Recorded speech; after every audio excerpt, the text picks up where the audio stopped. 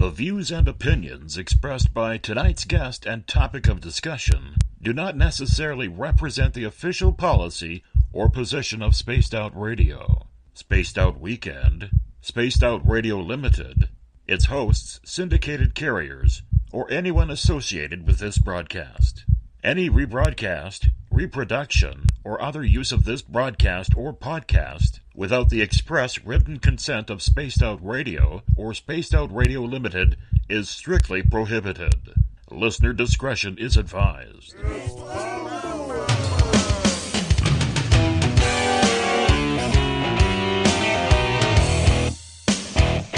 Bumblefoot.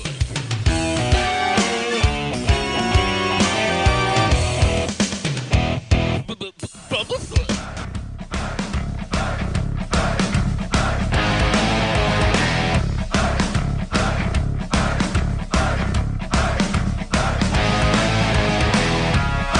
Are you experienced? Stop right there!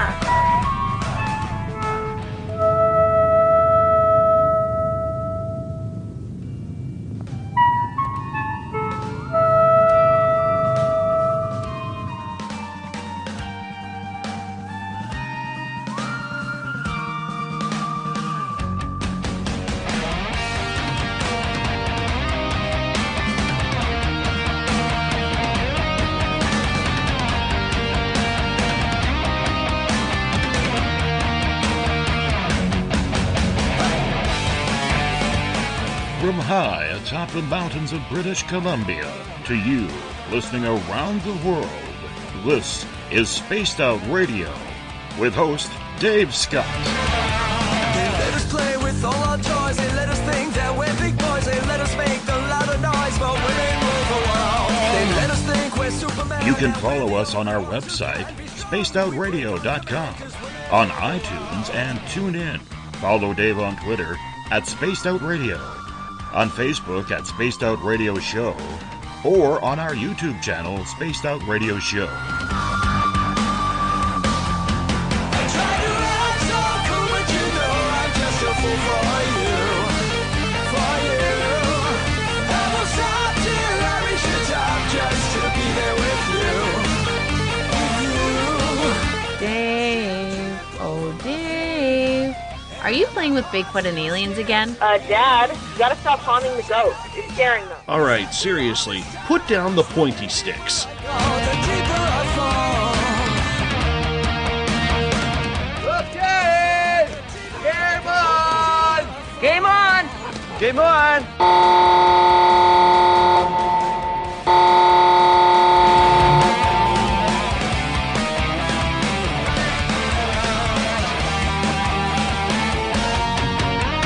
The password is... All right. Buckle up, space travelers. It's time to go for a ride on Spaced Out Radio. Mr. Bumblefoot, Dave is ready for liftoff. I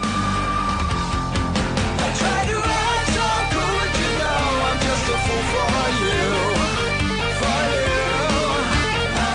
you. Seriously, Dave? Really? Aren't you a little old for a tinfoil hat? Hello, Toby. Bye-bye. Love you. Bye-bye. Tickets, please take your seat above us. We will be able to prepare for pickup.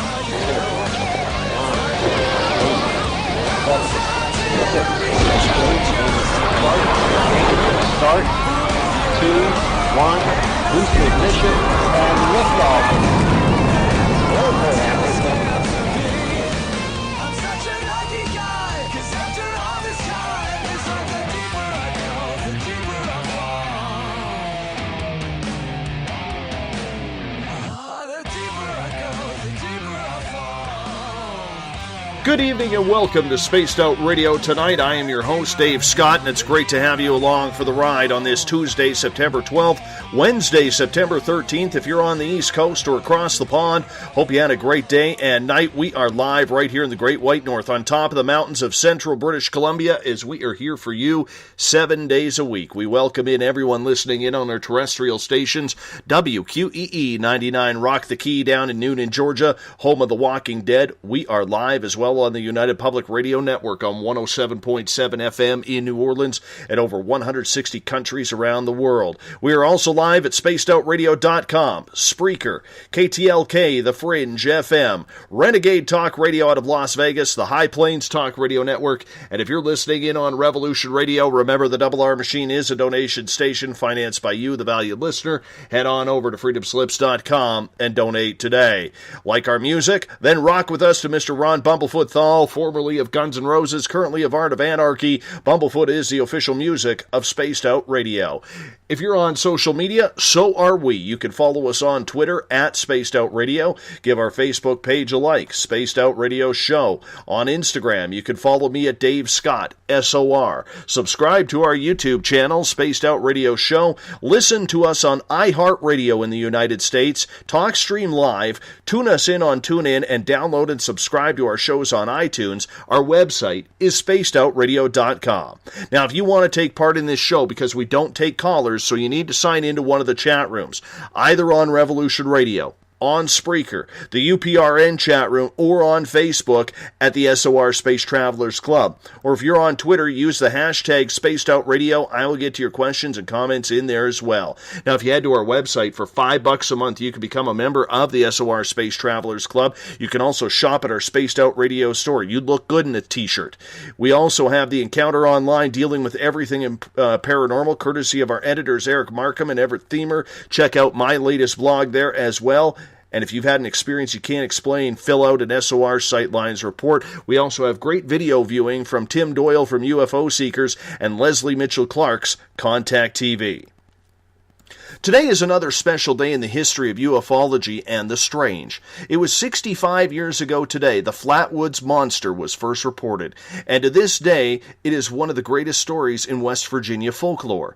A quick synopsis of what happened. On September 12, 1952, two brothers, Edward and Fred May, and their friend Tommy Heyer witnessed a bright object cross the sky, coming to rest on land belonging to a local farmer.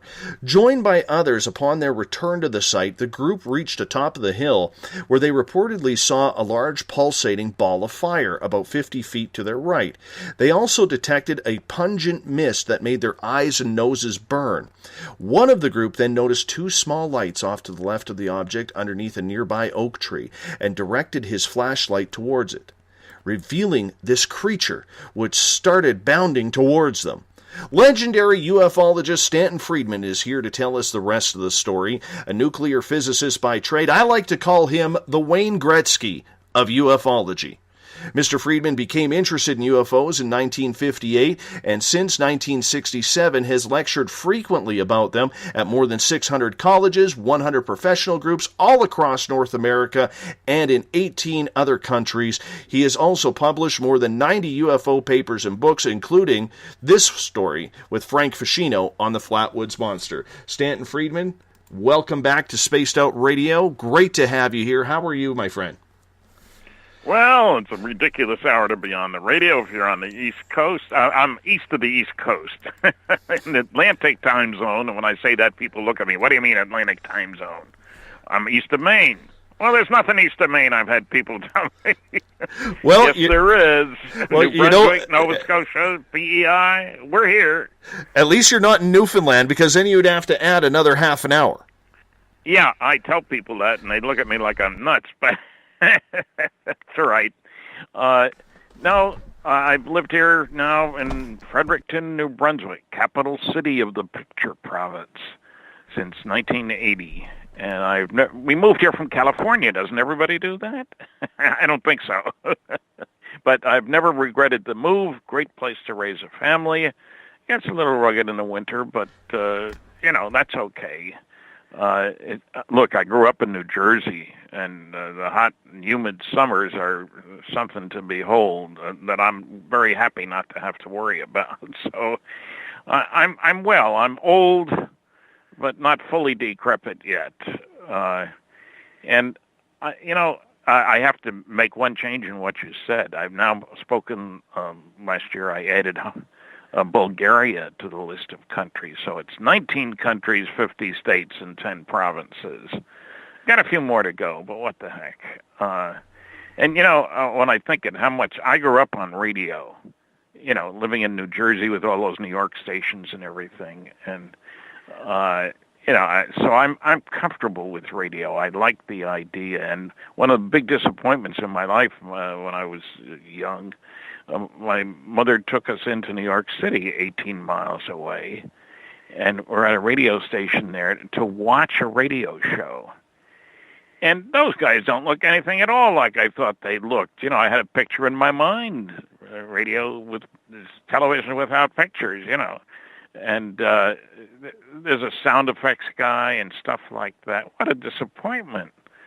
But I've gotten used to that the world of the imagination can be just as powerful as the real world. And for some people, it's probably more powerful. But, it's been an education. Not only have I seen the world, I haven't been everywhere, only 19 countries, so I've still got a few more to go. But I've had a chance to meet people and to realize how interested they are in the UFO phenomena, all over the place. And not everybody is well educated about UFOs, understandably, because there is a stigma associated with UFOs. I'll tell you a little experiment that I have done many times. At the end of my lecture, which can usually be flying saucers are real, or a new view of the cosmos, or star travel, yes. At the end of many of my lectures, I've asked the audience, I say, look, how many people here, this is after they've heard my lecture now, I don't have guts enough to do it before, how many people here believe they've seen what I would consider to be a flying saucer, having defined my terms in the course of the lecture? Just raise your hand, and I'll point and count, because that way they get a sense of it. Since I'm on the stage, I can see the whole audience, and I've had audiences bigger than 2,000. And typically, 10% of the audience, much to their surprise, claim to have seen a flying saucer. But then I ask, how many of you reported what you saw? 90% of the hands go down. When people come up to me at my table, they want me to sign one of my books and stuff like that, and they tell me, they got to tell me their story, but did you report it? No. Why not? They think I was some kind of a nut, is the most frequent answer. Well, there aren't many people laughing at me or at the sighting people. Times have changed, and I'm very glad. And I think, and I did get asked in Manitoba, as a matter of fact. We had a full house, big audience, in a big, real auditorium, sloping aisles and stuff. The first question was, how about asking this audience how they feel about flying saucers? I had presented some Gallup poll data. And I said, well, normally I don't ask my audience to stick their necks out. That's my job. Well, I don't think anybody would mind. He said, everybody clapped. So I did. I asked two questions. How many believe some UFOs are intelligently controlled extraterrestrial spacecraft? And the second question was, how many believe no UFOs are somebody's spacecraft? Well over 90% said they think some UFOs are alien spacecraft. Now, this is after a lecture by me, presenting tons of data and stuff and trying to deal with the false claims of the nasty, noisy negativists. But people think you must get a hard time. Because I come on very strong. Several important conclusions. One, the evidence is overwhelming that planet Earth is being visited by intelligently controlled extraterrestrial spacecraft. In other words, some, underlined 27 times, some UFOs are alien spacecraft. Two, the subject of flying saucers represents a kind of cosmic Watergate, meaning governments have lied about it. No question about it. Three, there's no question that it's one of the biggest stories of the millennium. Now, I don't say 2 millennia, because then I get some religious people will give me a hard time. So I've been out there. I've asked the questions. I don't worry about going out in front of an audience and giving those conclusions. They're easy to defend. Facts, I'm a fact man. I'm a nuclear physicist. I worked on more canceled government-sponsored research and development programs than anybody. But it's been fun, it's been exciting and stimulating, and one thing that's happened, and I'm glad that I'm still alive to see it, is that our view of the cosmos has changed. We used to think, well, we've got the only solar system, don't we? And we're the only planet in this unique solar system that's got water all over the place, that's got air that we can breathe. We're kind of at the peak of God's great creation, or some words like that. And I don't get anybody making that, jumping to that conclusion anymore. We now know that there are planets all over the place. The latest numbers that I've checked say between 1 and 1.6 planets per star.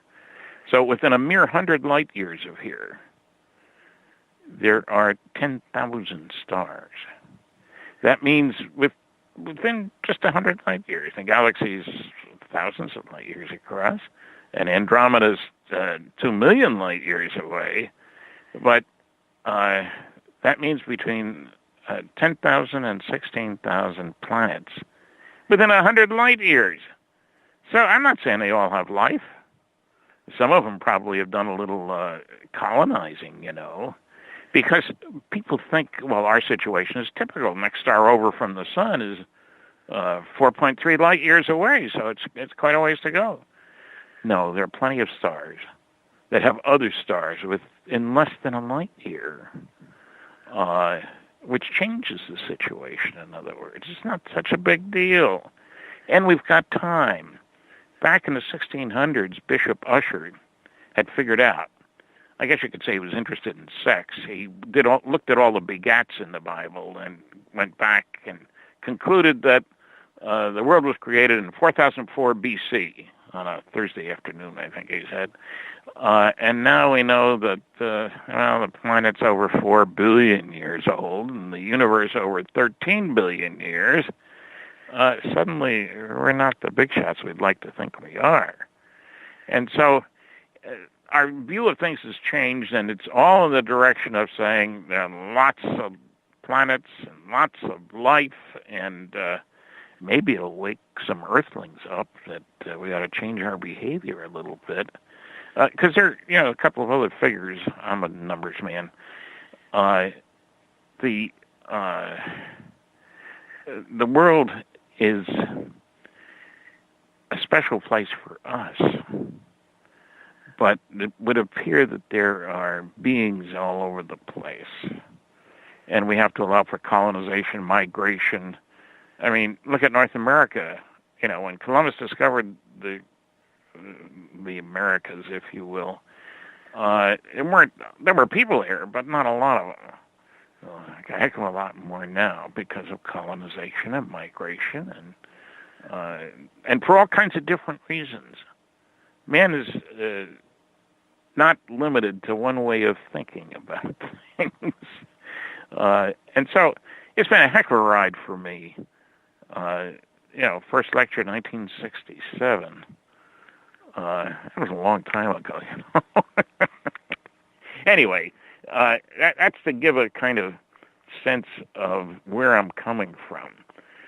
Data, evidence, basic rule, have facts in hand before putting mouth in gear. Is that a good introduction? I just sat back and smiled, my friend. Just sat back and smiled, much like the rest of our audience.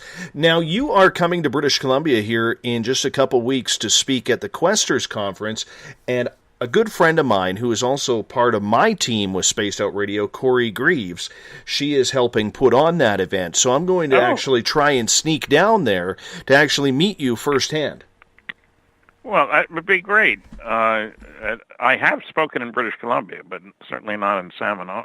Is it Salmon Arm or Salmon Arm? Salmon Arm, like the fish and then Singular. arm. Yes. Okay. Yeah, I'm looking forward to it. I don't get a chance to get to a new place very often. That's a new one for me. It's a beautiful area. A beautiful area. You're going to be very, very impressed. So I'm going to try and get down there. That would be the weekend of September 28th 9th, 30th, and October 1st is when you'll be back in the British Columbia area. So I recommend anybody in British Columbia or Washington State to make their way up to the Okanagan into Salmon Arm and actually take in this Questers Conference. It's going to be fantastic as you're the keynote speaker. You still enjoy doing that? Yes. The simple answer is I'm a Leo. I was born July 29th.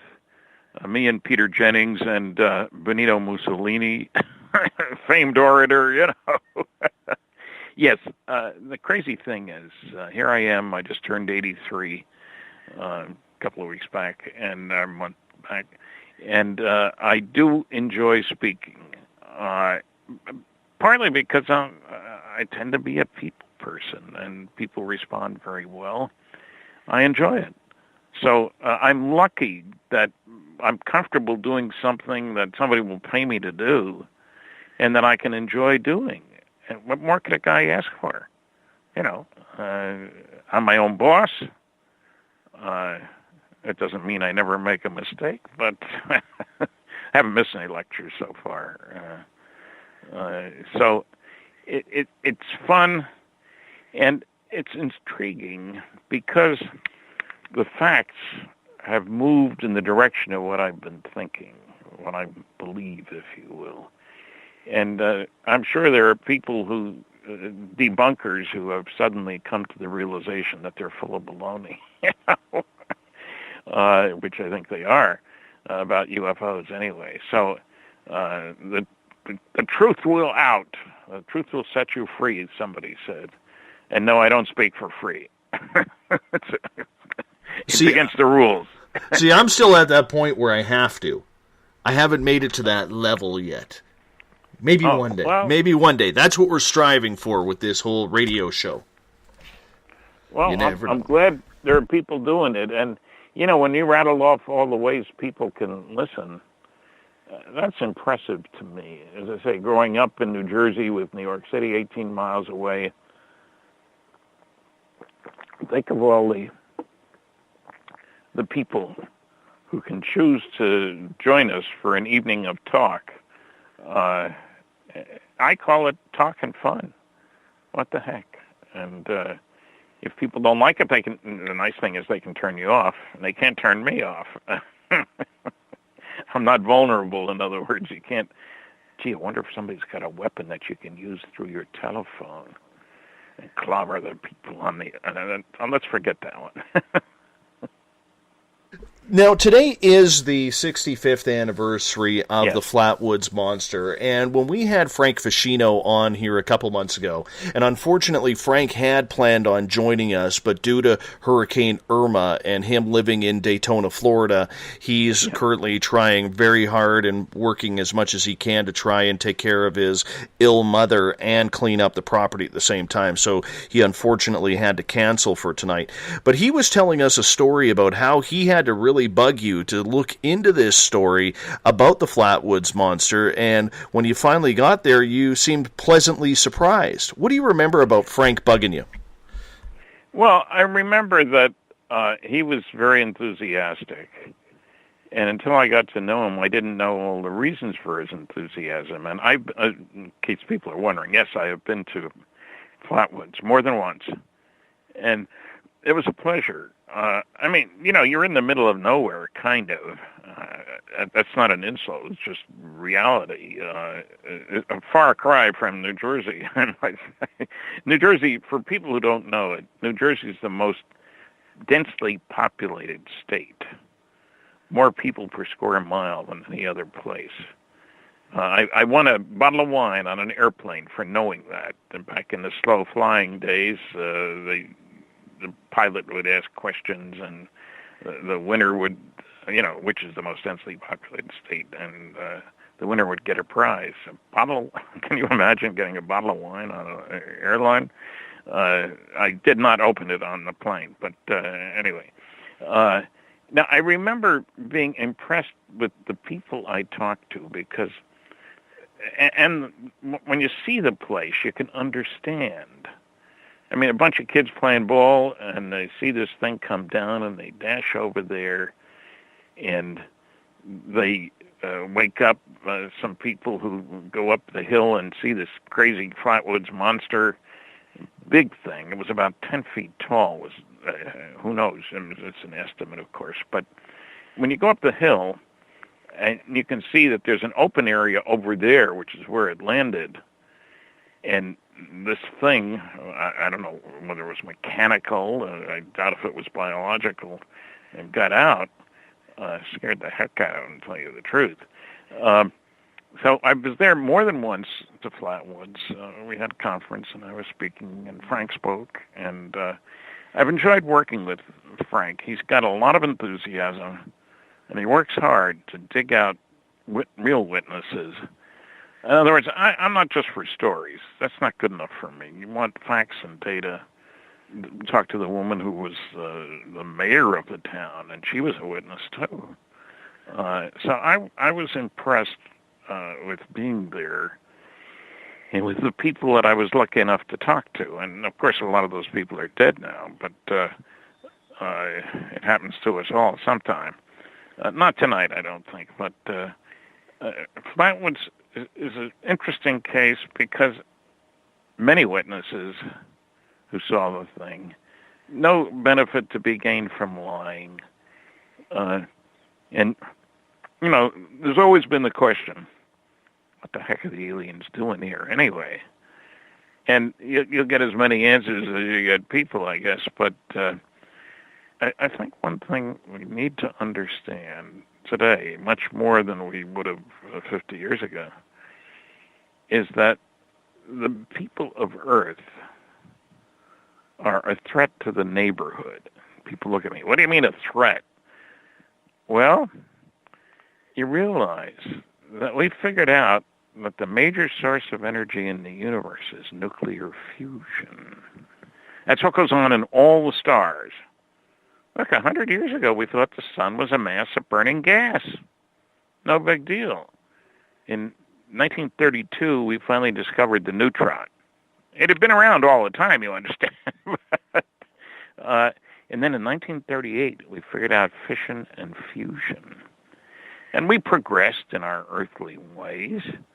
Well, you can see the difference. Why do I bring up nuclear? Not just because I'm a nuclear physicist, but because if you want a lot of energy in a small package, say for a propulsion system or a bomb, nuclear is the way to go. And you can see the progression. In 1944, and I do remember 1944, a big bomb was a 10-ton blockbuster.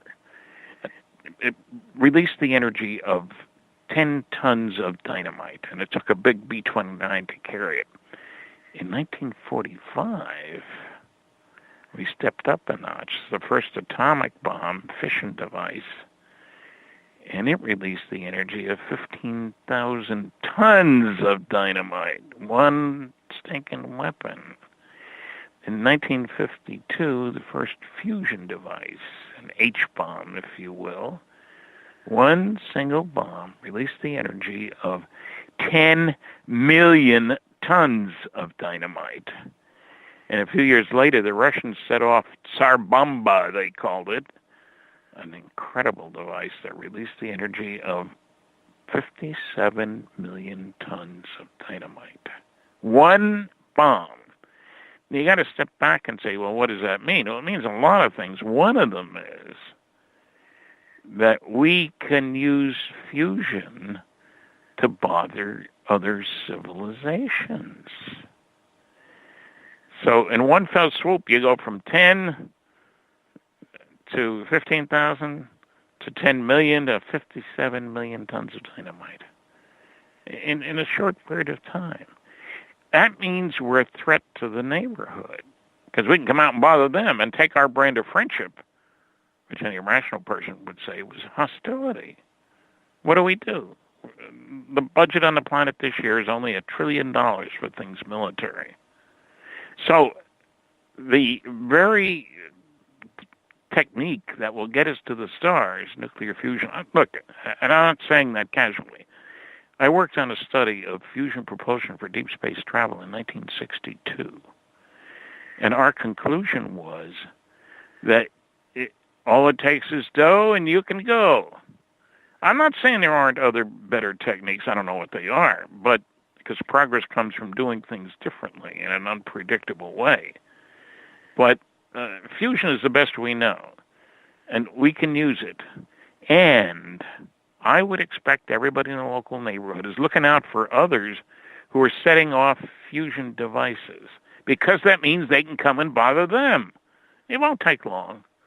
I mean, you know, our first long-distance radio wave was in 1901. We're a little slow on the uptake. And so our place in the universe and our concept about others, anybody who sees that we have dropped, and this surprises people, we have exploded 2,000 nuclear weapons on this planet. Only 2 of them on people, thank goodness. But 2,000 on this planet. So everybody in the neighborhood knows that the Earth is a place where there are idiots who build nuclear weapons, and people starve on top of that.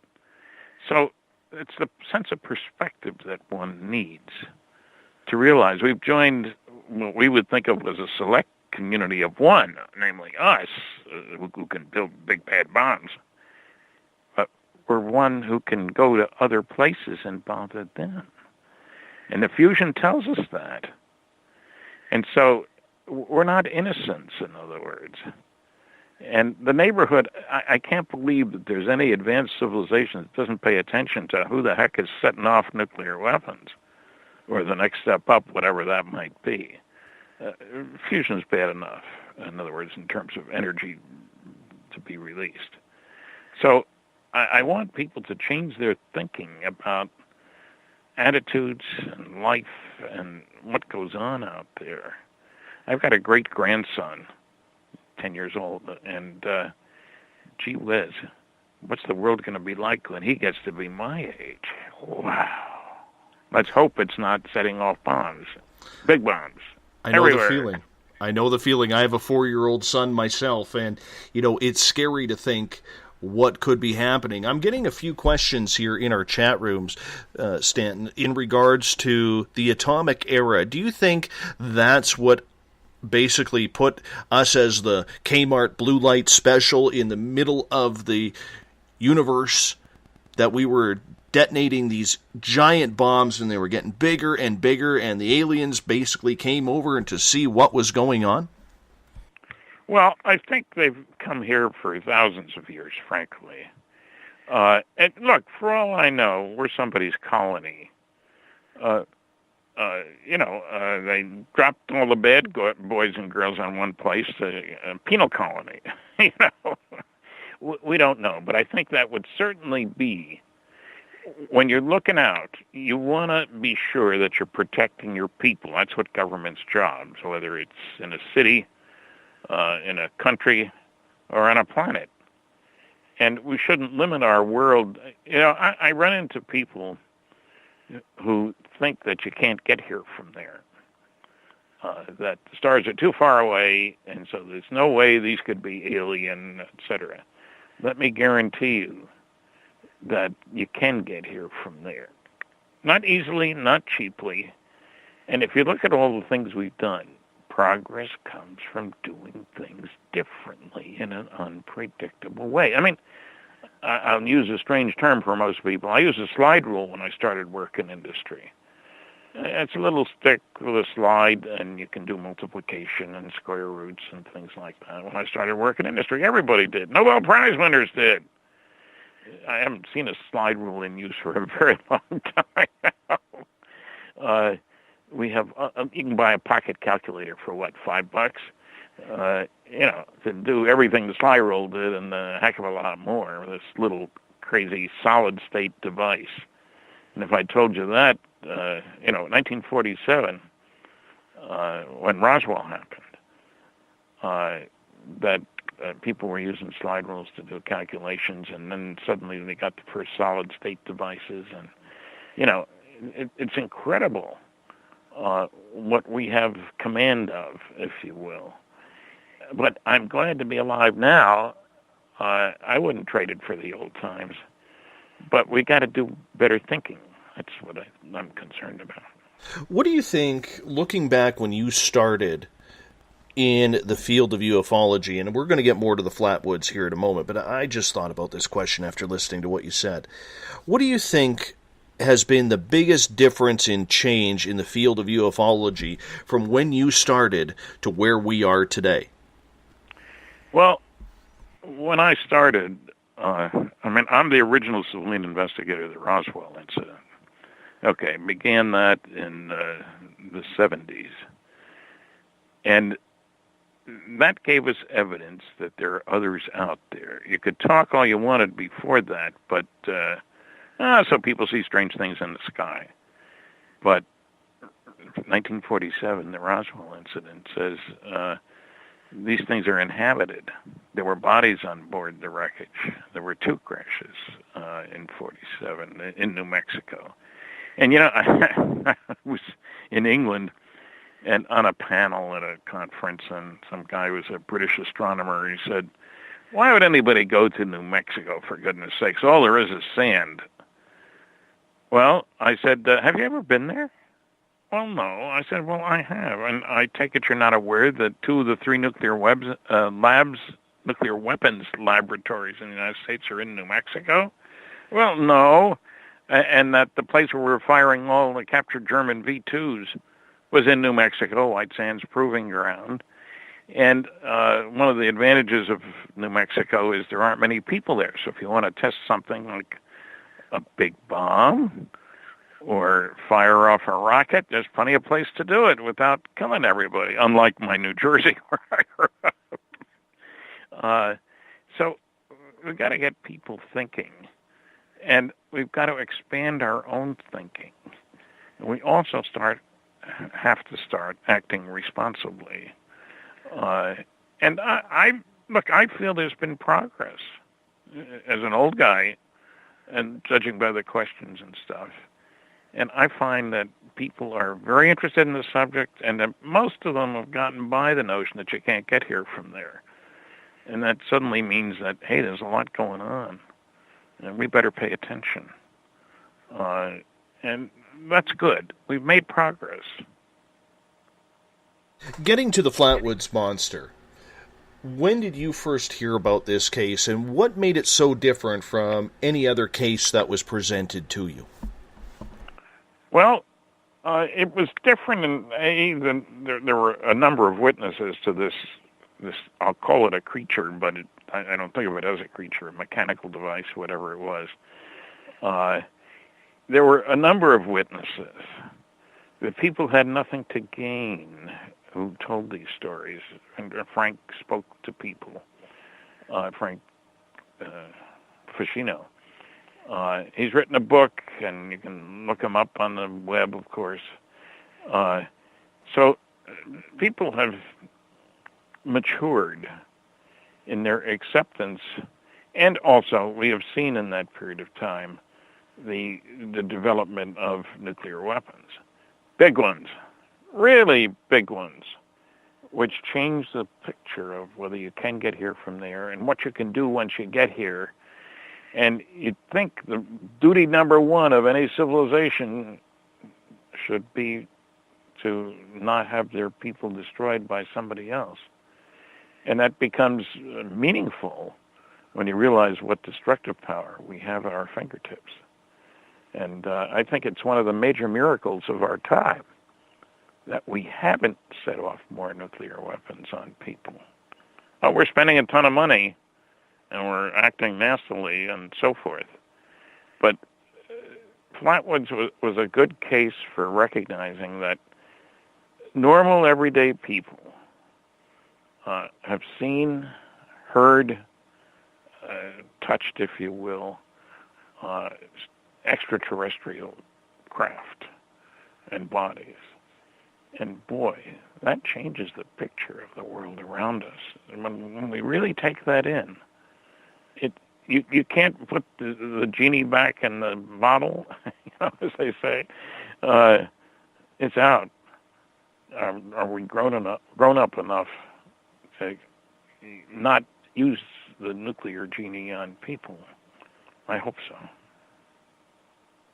So when you found out about the Flatwoods Monster and you did your research and learned that people weren't in it for the money, they just wanted to know what the heck was going on. Yes. Did you immediately feel that that was a place you needed to go, or did you need some convincing? Well, when I'm invited, I go. That's the rule. Have saucers, we'll talk, so to speak.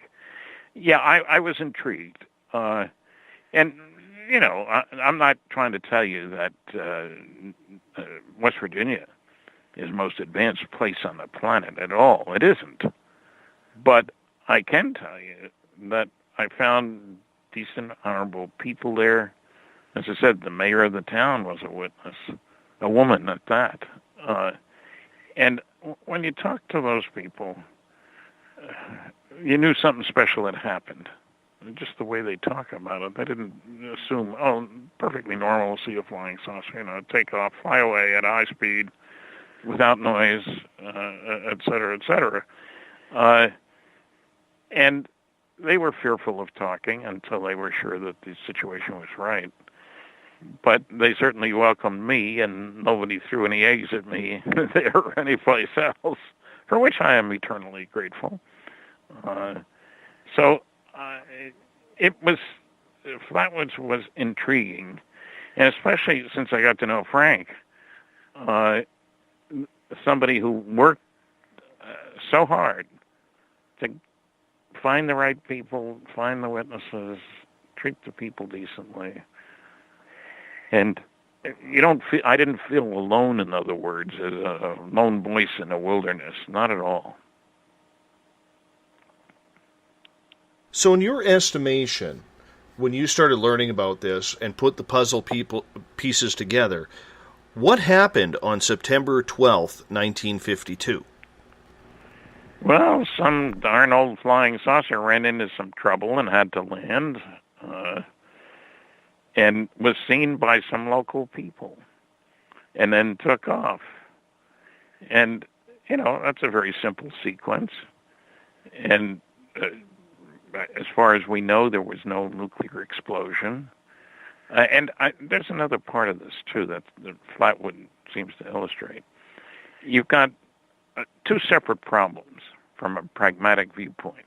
How do you get here from another star system, on the one hand? And how do you behave in the atmosphere where the conditions are, how do you move the vehicle there? And we have an analogy. I wonder how many people realize that our nuclear-powered aircraft carriers, huge monsters over 1,000 feet long, they can operate for 18 years without refueling, which comes as a great shock to a lot of people. I mean, if you're a ship captain and somebody says, well, you won't need a gas tank for 18 years, that's different than saying, well, let's see now, you can go 10,000 miles and then you better refuel, which doesn't take you that long. So it changes the picture entirely. And I think recognition that, isn't it nice that beings can do that? Now, in the atmosphere, you've got air pressure, you've got gravitational field, and so forth. It's an entirely different environment. And, those aircraft carriers that can go 18 years without refueling, the airplanes on board, typically, say, 75, how long can they operate without refueling? 2 hours, maybe, if you're lucky, watch what you're doing.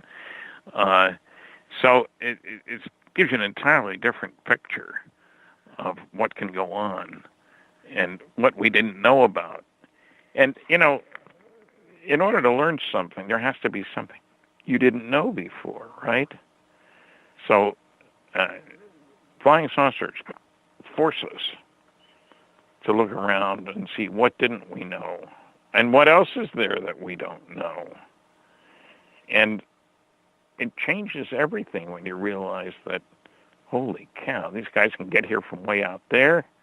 They can move around in the atmosphere, like there's no tomorrow, noiselessly, make right-angle turns at high speed, stop on a dime, go up and down, back and forth. That's a whole new ball game. And as I said, I'm so glad we haven't been using nuclear weapons, we do use nuclear propulsion, and that we do have aircraft carriers. We have, look, submarines. What's kept the peace? Mutually assured destruction, because our enemies know that we have ships called submarines that can go around the world underwater and where you can't find out where they are. Well, if you bomb me and you know that I've got systems that can bomb you back and you don't know where they are, that changes the mutually assured destruction kind of thing. It's a whole new ballgame if I can't find my enemy, but he can bomb me if he wants. So it's time we stand up and realize that maybe we ought to act decently to each other. I should mention about submarines. During World War II, German U-boats, you see them in a crossword puzzles, U-boat, could stay underwater for about a day. They needed oxygen for the diesel engine. And so that was a restriction on what you could do. But now a submarine, nuclear-powered submarines, have gone around the world underwater, which is a very impressive feat when you look at it from the viewpoint of, say, 1945. So things are different, and we, unless we recognize that, we won't adjust our behavior to be different. When it came to the Flatwoods Monster, why were you so convinced that we were dealing with something extraterrestrial instead of some sort of humanoid technology? Well, because as far as I know, we didn't have any technology that could duplicate that. And because there's a whole bunch of other data from other places indicating there's a lot of this going on. This isn't an isolated case. We get rid of this and there's no evidence for flying saucers. Loads of cases all over the place. And people forget, we've got physical trace cases. It isn't just things in the sky. Ted Phillips, a man in Missouri, has collected more than 4,000 physical trace cases where people see a saucer on or near the ground, and after it leaves, one finds physical trace evidence, burn circles, burn rings, landing gear marks. We have multiple witness radar visual sightings. There's all this other stuff. And so the evidence keeps piling up. And you also might ask, so if there wasn't anything to this, why is the government lying so often about it? And when you look at Roswell, 1947, and crash saucers, bodies, you can understand the need for keeping secrets. I understand with the time, it was very difficult. I mean, we're coming out of World War II, just before the Korean era. There's a big jump in technology with Project Paperclip and everything along those lines, testing out, like you said, the German V-2 rockets. When this happened, being 5 years after Roswell, it was pretty much at the tail end of this UFO wave across the United States. Do you think the public was shocked that it was happening again to this extent, or do you think that because it was in mild little West Virginia that they didn't even pay attention? It was a mix. There were people who paid attention, and there were people who say, oh, that's a bunch of baloney. The will not to believe in anything new, different, special is fairly widespread. It's easy to reject it. This, what your eyes just saw, well, that's imagination. It's not, can't be, so therefore it isn't. And we take that attitude fairly often, unfortunately.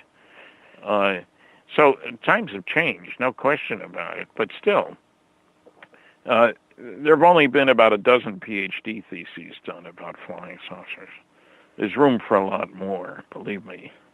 In one of my books, Top Secret Magic, I have a list of 10. This goes back a number of years now. That's about Majestic 12. And, after the war, great patriotic war, people trusted governments for a while. Not terribly long, but for a while. And so you had a choice. Do I let my world be upset by these crazy new things? I mean, alien beings, what are we talking about here? Can't be.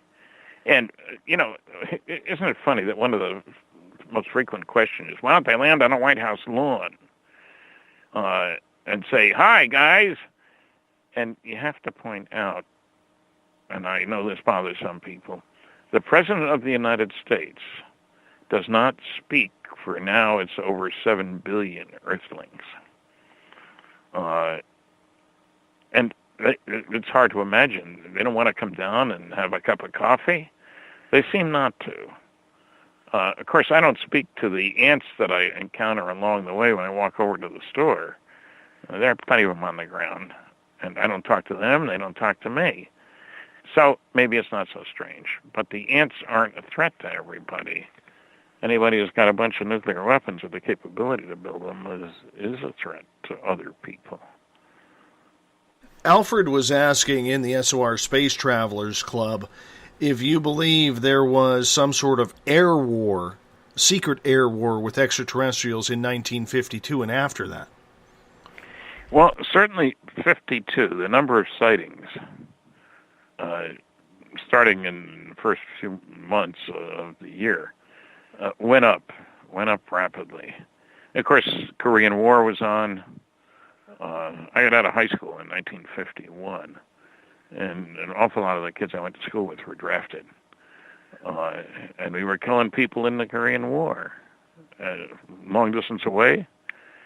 So I think that we were waking up slowly, and the government certainly wasn't telling us, hey, look, we thought you'd like to know what's going on. There was none of that.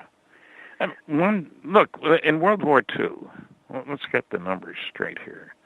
We nice guy Earthlings killed 50 million people. We destroyed 1,700 cities. We made a mess. World War II, one stinking war, and I mean that literally. And I'm a nuclear guy, but it's man's behavior that's the problem. The atom is neutral. It doesn't do anything. It's the people building the systems that do things, bad things. So we have a chance to behave in a decent way, to use our new knowledge for the betterment of mankind. And I hope we take that chance, as opposed to the evil, it's not the aliens who are evil, it's us. We have met the enemy and he is us, or something like that, somebody said.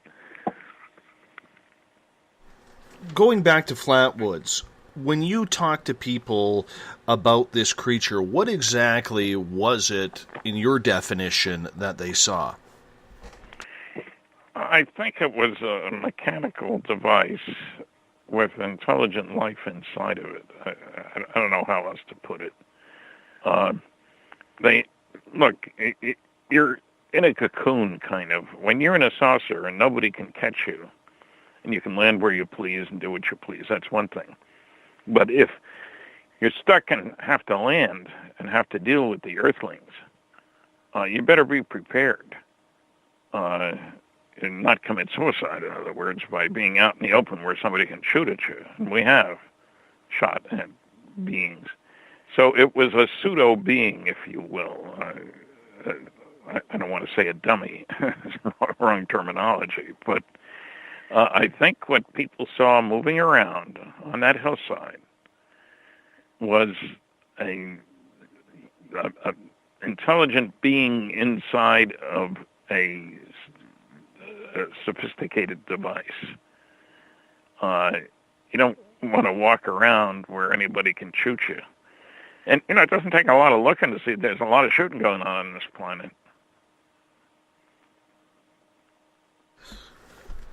So you think it was almost like a cloaked shield that was surrounded by an alien creature inside? Well, yeah, it surrounded the alien creature, yes. I think so. And, you can understand that. The first rule for anybody in war is make sure you can get home. That's what it's all about. And so that means you can't leave yourself vulnerable, especially when there are a bunch of idiots around. You realize that during World War II, we had bombing raids over Europe with over 300 airplanes, a fleet of them, dropping bombs as they flew along. That's an incredible thought, and I hope that my great-grandson and your son and so forth don't have to see that happening. It's not a pretty picture. And so I think from the aliens' viewpoint, they know we're a primitive society. Look how we spend our effort. Look at the difference between cities where people can walk around safely and cities where they're subject to being jumped by anybody who wants to steal something from them. And there's plenty of that going on this planet. And look at the oceans. Pristine, maybe, but you put all those nuclear-powered ships, not so pristine anymore. The people who had witnessed this creature, they apparently started getting sick by smelling some sort of noxious fumes, and possibly the ship was leaking something. Did you ever talk to anybody about what that sickness was like? Actually, you hold on. We're going to get to that question right after this break. Stanton Friedman is our guest. We are talking about the 65th anniversary of the Flatwoods Monster. One more hour with Stanton after this. On this topic, Everett Thiemer from the Encounter Online coming in hour number 3 with more Spaced Out Radio. We are coming back right after this. 365 days a year, we're in the field, investigating UFO sightings, talking to alien abductees, and visiting secret military locations like Area 51. We're UFO Seekers, official partner of Spaced Out Radio. Follow our daily search for the truth at ufoseekers.com or like us on social media. Catch us on Spaced Out Radio every third Monday of the month as we discuss Area 51, UFOs, and more. And also, don't forget to subscribe to us on YouTube.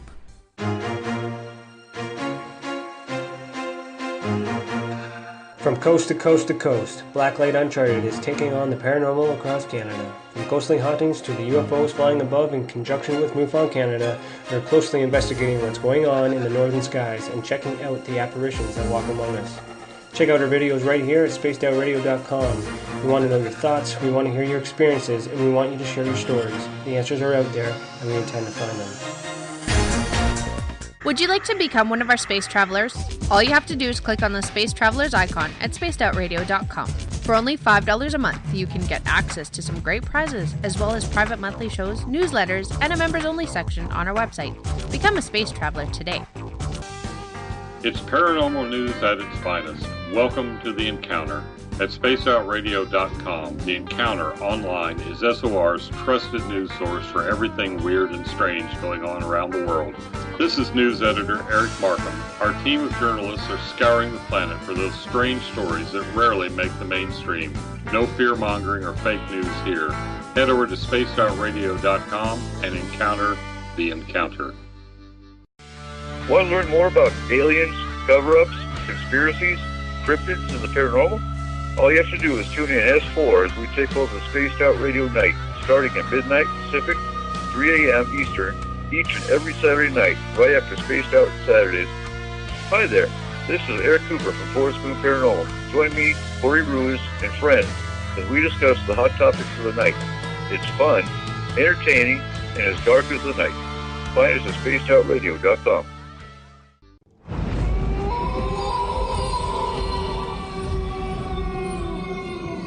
Hey, this is Canadian paranormal investigator Mike Moore. The third Wednesday of every month, I'll be teaming up with Dave Scott to bring you Ghosts of the Great White North. Each month, we will bring on guests from across Canada to discuss their ghostly encounters.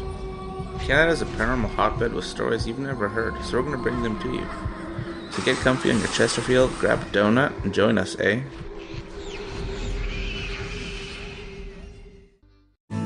Are you an experiencer? Have you had run-ins with strange creatures you can't explain? ETs, Dogman, Bigfoot, werewolves? They're enough to scare the daylights out of anyone. Hi there, I'm Butch Witkowski from your 4-Cop. And on the last Monday of every month, you can listen to me and the host, Dave Scott, talk about the weird and the strange being reported on Spaced Out Radio. I'm going to bring my investigations and sources, you bring your experiences, and we'll figure out the rest together. Strange Days on Spaced Out Radio. Come tune us in at spacedoutradio.com. Want a place to share your experiences without feeling judged? We have the place for you. If you've experienced sightings or contact with ETs, ghosts, cryptids, or UFOs, and you'd like someone to confidentially look into the matter, just fill out an SOR Sightlines report. Our goal is to help you get the answers you will find an assortment of ways you can get your product out there with us, from radio commercials to banners and social media. Have a product you like our hosts to endorse? We can do that too. Visit spacedoutradio.com for more details. From British Columbia to Northern California, Pacific North Weird has Cascadia covered. Check out our feature videos at spacedoutradio.com, where I, Vincent Zunza, and my super sleuth partner Alexandra Sullivan track down the weird and strange stories from around the Pacific Northwest, from Bigfoot to Mel's Hole and everything in between. This is what makes life exciting. So why report the normal when we can report the Pacific North Weird right here at spacedoutradio.com.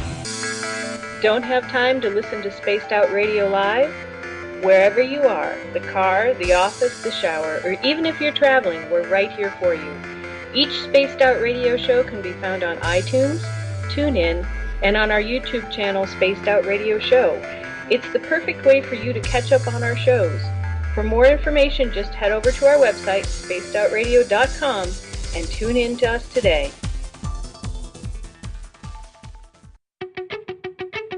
Welcome to Spaced Out Saturdays with me, Dave Cruz from Beyond the Strange.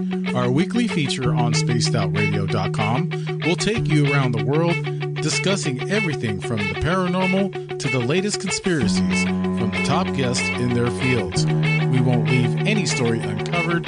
Spaced Out Saturdays at spacedoutradio.com, starting 9 p.m. Pacific, midnight Eastern.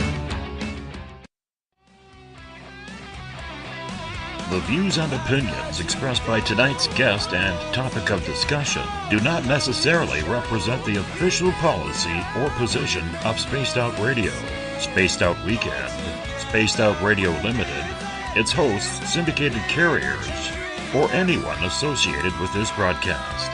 Would you like to connect with us? Head to spacedoutradio.com for all your latest show info. And hit us up on Twitter using the hashtag SpacedOutRadio. Now, back to Dave Scott and SOR. Welcome back to the second hour of Spaced Out Radio. Tonight, I am your host, Dave Scott. Good to have you with us. Tomorrow night on the program, paranormal investigator Shane Sirois is going to join us. We're going to talk about paranormal and ET contacts starting at 9 p.m. Pacific, midnight Eastern Time, 1 a.m. if you're in New Brunswick. That's just for you, Mr. Friedman. And we get going at spacedoutradio.com. We want to welcome in everyone listening in on WQEE 99 Rock the Key down in Noonan, Georgia, home of The Walking Dead. We are live as well on the United Public Radio Network, 107.7 FM in New Orleans, and over 160 countries around the world. Good to have you with us. We're live on KTLK, The Fringe FM, Renegade Talk Radio out of Las Vegas, and if you're listening in on Revolution Radio, remember the Double R Machine is a donation station financed by you, the valued listener. Head on over to freedomslips.com and donate today. We would much appreciate it. Still waiting for the password from Bill Cardwell. Oh, there it is. Oligophrenia. Oligophrenia is your password. Make sure you use it wisely, space travelers, as Bill sets a password each and every night right here on the mighty SOR. Now, if you want to follow us on social media, you could do so on Twitter at Spaced Out Radio. Use the hashtag Spaced Out Radio if you want to connect with me live during the show as well. Give our Facebook page a like, Spaced Out Radio Show. You can also join our SOR Space Travelers Club on Facebook if you want to connect in with the live chat. It's a packed house in there tonight. You can follow me on Instagram, Dave Scott SOR. You listen to us on iHeartRadio in the United States, TalkStream Live. Tune us in on TuneIn, download and subscribe to our YouTube, make that our iTunes channel. Our website is spacedoutradio.com, where we have a plethora of features for you, including joining the SOR Space Travelers Club for $5 a month. You can rock out to some Bumblefoot, read up on the encounter online, shop at our Spaced Out Radio store, check out UFO Seekers and Contact TV videos as well. Everything at spacedoutradio.com. Back again for hour number 2 is the legendary ufologist Stanton Friedman. We like to call him around these parts the Wayne Gretzky of ufology because he's just that darn good and that darn important to our research in this field. Mr. Friedman, welcome back. I'm delighted to be here, even at this ungodly hour. I know. You know, if you moved west, it would be simpler. I'm just saying. I'm throwing it out there, but I know you're an East Coast guy. Well, we moved here from California. I spent 14 years in California altogether, a couple of different times. And, you know, I had a call from a friend, an old friend. He said, Stan, what are you doing back there? Don't you miss California? And I said, well, yeah, Mother Nature was very generous with California. All kinds of places to see, not just Yosemite and the ocean and the Golden Gate and all that stuff. And it took me a while to get used to not having drive-by shootings and to have people care about this subject. But I've learned to live without the smog. No smog back here in Fredericton. And so I can appreciate what it's like on the West Coast, and I can appreciate what it's like on the east of the East Coast, where I am in Fredericton, New Brunswick. And I should mention, I do have a website, and people can go there. I don't give out my phone number on the air, but the website is www.stantonfriedman.com, but I understand that sometimes it's sort of off the air, and now with the hurricanes and all that sort of stuff, who knows what's going on. But I do have 6 books out there, and each covers a different subject. And I know there are some people that don't like to read, but I like to read. I grew up reading, that's where the action was. Didn't have television when I was a kid. So I try to get people to understand that you can read several times faster than you can listen. That sounds funny, but, you speak at 120 words a minute maybe, and you can read 500, 1,000, even more words a minute. So you can get a lot more information if you're reading instead of listening. Listen to your radio, but read the books too, and the data, and the solid information that you can put in tables and graphs and charts and all that sort of stuff. It's a great world. Teach your kids. Learn from reading. I'm a proponent of that, as you can imagine. Me too. Getting back to what I asked you right before when we got cut off to break, and that was my fault because normally I'm a stickler for time, but I got caught up in the conversation. Joe was asking, there was rumors that the Flatwoods Monster was spewing out some sort of noxious fumes and possibly leaking something. Was there any trace evidence left behind, like oil or blood drops or anything like that? Not that I know of. What's noxious to one may be joyful to another. I don't know. I have not heard reports of, say, people keeling over unconscious or dead or anything like that. So that doesn't mean that they didn't have the ability to do that. But, flying saucers, strange way to put it, they act with a certain amount of consideration. They respond in self-defense. There are a number of cases around, down near Cuba, radar picks up saucers, and they send up 2 planes to tell them to stay the heck out of our territory, and they ignore them. So what should we do now? The pilot asks, and the ground controller says, shoot them down. So the first pilot says he's got a radar lock on, and suddenly the second pilot screams over the radio that the first plane just got zapped. Exploded. And I think that was just a response. When you lock on a target, if you're a pilot and you lock on a target, the other guy can determine that you've got a lock on. And he's got to do something. And you don't think about it. You take action. You zap them. Zap is a convenient word for whatever these guys use.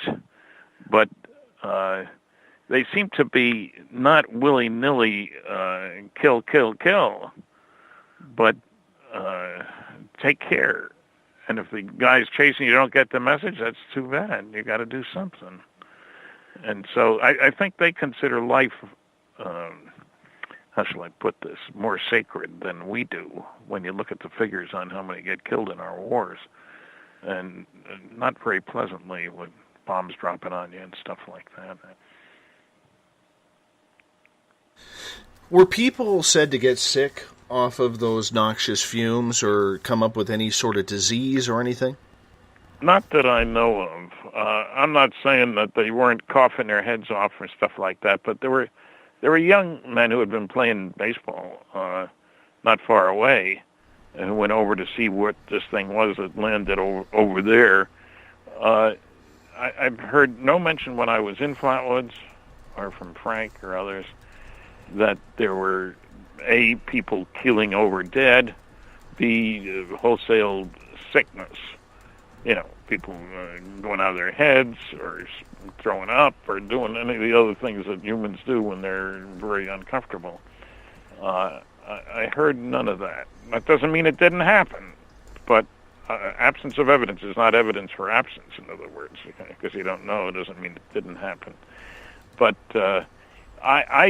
and even with regard to Roswell, where they captured, there were aliens in the crashed vehicle, and there were lots of people. I mean, Roswell was the home of the only atomic bombing group in the entire world. We tend to forget that. They dropped the bombs on Hiroshima and Nagasaki, and 2 more at Operation Crossroads a year later. So I don't know of any examples from that situation of people who were close to the alien bodies who got sick. So I'm not saying you shouldn't be careful if you happen to run across one.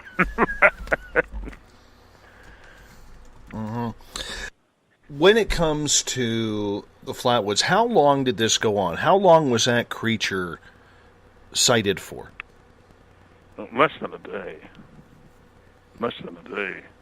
I mean, the thing was on the ground. The boys had time enough to dash over there and start up the hill, and they got, I can't remember her name, Mrs. whatever, May. But that whole thing, it took only a few hours.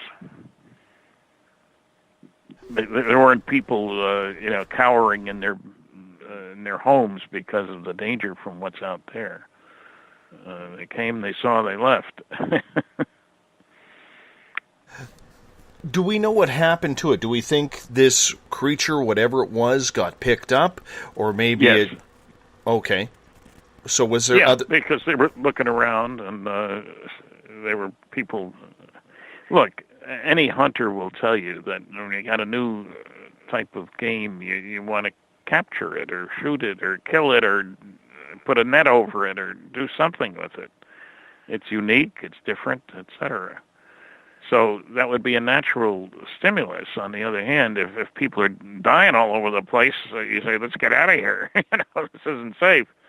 So I've heard no evidence of wholesale distress resulting in death, serious injury, or anything like that at Flatwoods. I want to get to a point of some of the skeptics of this case. Joe Nickel was very... He's skeptical of all cases. Exactly. He was very, very critical of everything, claiming this to be a meteorite and, people just hallucinating, and they must have been on drugs or whatever it was. What is your opinion of Joe Nickel regarding this case? Well, Joe Nickel regarding all cases. We've met, as a matter of fact, years ago. There's a basic rule. Don't bother me with the facts. My mind's made up. but the public doesn't know, I'm not going to tell them. So you leave out anything that doesn't contribute to your solution for the case. If the first explanation doesn't work, try another one, because we know there can't be any real flying saucers, and that's Joe. He's not a skeptic. He's a debunker. There's a difference. The skeptic says, I don't know what's going on here. The debunker says, I know what's going on here. Nothing. These people are making up stories. People are lying. They're not telling the truth. Nothing to it. And that's Joe. And I'm sorry, but that's not science. That's belief systems. And as I say, the basic rule for the debunkers is don't bother me with the facts. My mind's made up. And look, ufology isn't the only area where this happens. There are religious fanatics, who take a viewpoint because they know it can't be. The facts be damned. Well, I'm a nuclear physicist. I can't do that. I have to go where the facts, and I go, and I have to be able to say, I don't know. Straightforward. In other words, when you say you've got alien spacecraft, that doesn't mean you can say what town they're from, what their driver's license would show, or anything like that. It means they're not from here. That's what it shows. And so we have to be content with the best we can do. And sometimes you have to say, I don't have enough data. Now the Air Force has had no qualms about lying. Let me mention the largest study ever done for the United States Air Force, Project Blue Book, Special Report number 14. Data on 3,201 cases, published in 1955. Hundreds of charts, tables, graphs, and maps. And they didn't distribute the report, they distributed a press release. And in the press release, it was stated, on the basis of this study, we believe that no objects such as those properly described as flying saucers have overflown the United States. Even the unknown 3% could have been identified as conventional phenomena or illusions if more complete observational data had been available. Well, that took care of that. And the problem is that I had a copy of the report when I first read that. It was at the University of California, Berkeley Library, and I was surprised because I'd read 10 books and none of them had mentioned it. Anyway, when you looked at the data, the unknowns weren't 3% or 6% or 12%. They were 21.5%. And they were completely separate from a category called insufficient information. And the people who did the study asked an obvious question. Okay, we got thousands of reports here. Is there any difference between the unknowns and the knowns? Maybe we just missed the boat. What they found was the probability that the unknowns were just misknowns was less than 1%. They looked at 6 different observable characteristics, appearance, size, color, shape, speed, that sort of thing. And the two groups don't match. And 3,200 sightings is a darn good-sized collection. It's not 3 reports kind of thing, or 20, or 200. It's 3,000. And so it's proof that the government was lying, and it was the Secretary of the Air Force who I just quoted. But it says we've got to allow room for what we don't know, what we can't do, even if you can't hand me a piece of this stuff and say, see, that proves it. Considering that there have been so many wars, can the United States really afford to put on the table everything it has learned from examination of wreckage and bodies? I don't think so. Because the Russians and the Chinese, if they get what we know plus what they know, and we don't know what they know, they may beat us to a super weapon, a super transport system, whatever. You can't tell your friends without telling your enemies. It's an important lesson. When it comes to Joe Nickel, he had stated, and I find this to be very, very obtuse for an observation. If I can, and I'm trying to be polite here, he says that the creature, in his opinion, from listening to eyewitness accounts, that resembled an owl, that they were actually viewing a barn owl and not a 10-foot creature. Well, it's funny. I ask people in Flatwoods. You get to meet a lot of people, walking around yourself.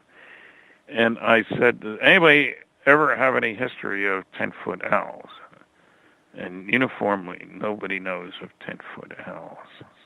I mean, it's one of those explanations that when you start looking, you say, impossible. It's pretty hard to hide a 10-foot owl when you start to think about it. Whether it's flying or walking around on webbed feet or anything like that. It's one of those, you can get away with explanations like that as long as the people haven't seen the data. As soon as you look at the data, you say, well, that's baloney. Very simple. And look, I've put my money where my mouth is, so to speak. I've done debates. There's a radio program called Coast to Coast, as you're aware of.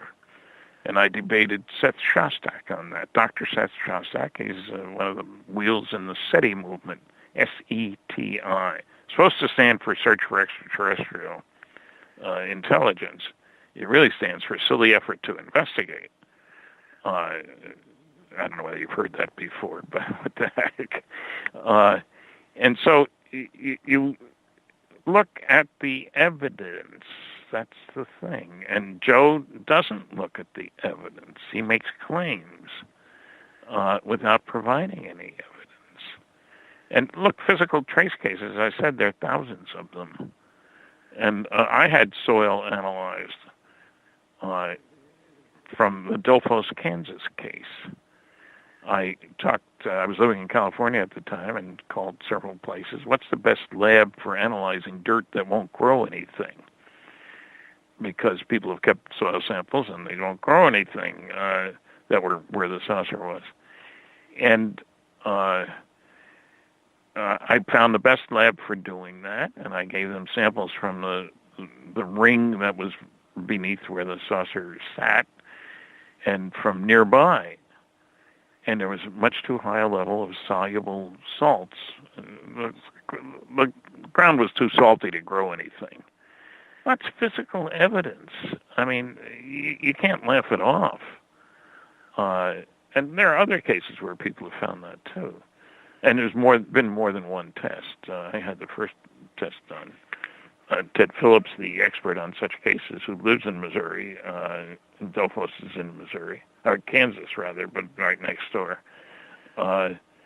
And, the results are unequivocal. It won't grow anything. Some people would say, prove it to me. I want the alien being you say is there. Why don't you have one, Stan? Because it's the nature of the beast that I don't have one. We are not the most advanced beings around. Think about it for a minute. We didn't know that there were neutrons. When we started to try to figure out what's matter made of. And it was only in 1932 that we found out that there were particles that weren't charged. They make up everything. So we got a lot to learn. I do have a few questions coming from our audience here, a little bit off topic, but we like to include the audience in what they do because it's rare that they get a chance to speak with you, my friend. Joe is asking, Stanton, have you ever held in your hands anything that you believed was of extraterrestrial origin? Well, I did at some museum handle a meteorite, but that's it. No. Look, I've never seen an alien. I've never handled a piece of alien wreckage. Look, in industry, I chased neutrons and gamma rays for 14 years. That was my job. Radiation shielding for compact military nuclear systems. I worked on nuclear airplanes. I worked on nuclear power plants for space, stuff like that. I never saw a neutron or a gamma ray, but they're real too. It's the nature of the beast, so to speak. So no, I've never, except for touching a meteorite, which is from outer space, I've never seen or handled a piece of alien wreckage. Darren is asking, Stanton, if you could get to the bottom of any UFO incident out there, which one would you choose? Well, I've certainly spent a lot of time on Roswell, just because there's been a lot of effort and because of the people involved. I mean, I was the first to talk to Major Jesse Marcel, and he was only the intelligence officer for the only atomic bombing group in the entire world. You don't get to be that without having demonstrated loyalty, good sense, straightforward thinking, et cetera, et cetera. People are depending on you for that. So I'd like to get to the bottom of Roswell, and I think we have, but I haven't seen a piece of the wreckage. I haven't handled a piece of it. I don't have the footprints. And there are physical trace cases where people actually find tiny footprints. And they don't find the boots, I don't think. But, we'll have to wait for something else like that. So there are loads. Look, in terms of numbers, the Mutual UFO Network receives over 500 reports a month of flying saucers. Let's be generous and say only 10%, not the 21.5% of Blue Book Special Report 14. Only 10% can't be identified. That's still a heck of a lot of cases going on all the time. And, you can't throw those away. And, people ask the wrong question. The question isn't, are all UFOs alien spacecraft? The question is, are any? Hank Aaron set all kinds of records. He certainly didn't get a hit every time he went to bat. The basketball coach knows, yes, most people are not 7 feet tall. Give me one. I don't want 10. One guy's enough on my team, So you got to ask the right question. Is there any evidence that flying saucers are real? You're damn right. Lots of it. And as a matter of fact, it does raise questions. My most recent book with Kathleen Martin, this is last September, Fact, Fiction, and Flying Saucers.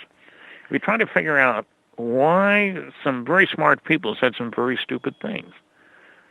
Dr. Edward U. Condon, who was in charge of the Condon study, the University of Colorado study, a world-famous physicist. He was president of the American Physical Society at one time.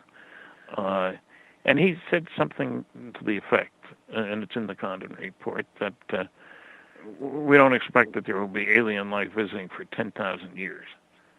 What kind of a thing is that to say? We don't know what's going to be around in 100 years. 10,000? Forget it. Nonsense. And Philip Klass, he was a senior avionics editor for Aviation Week and Space Technology, wrote 3 anti-UFO books.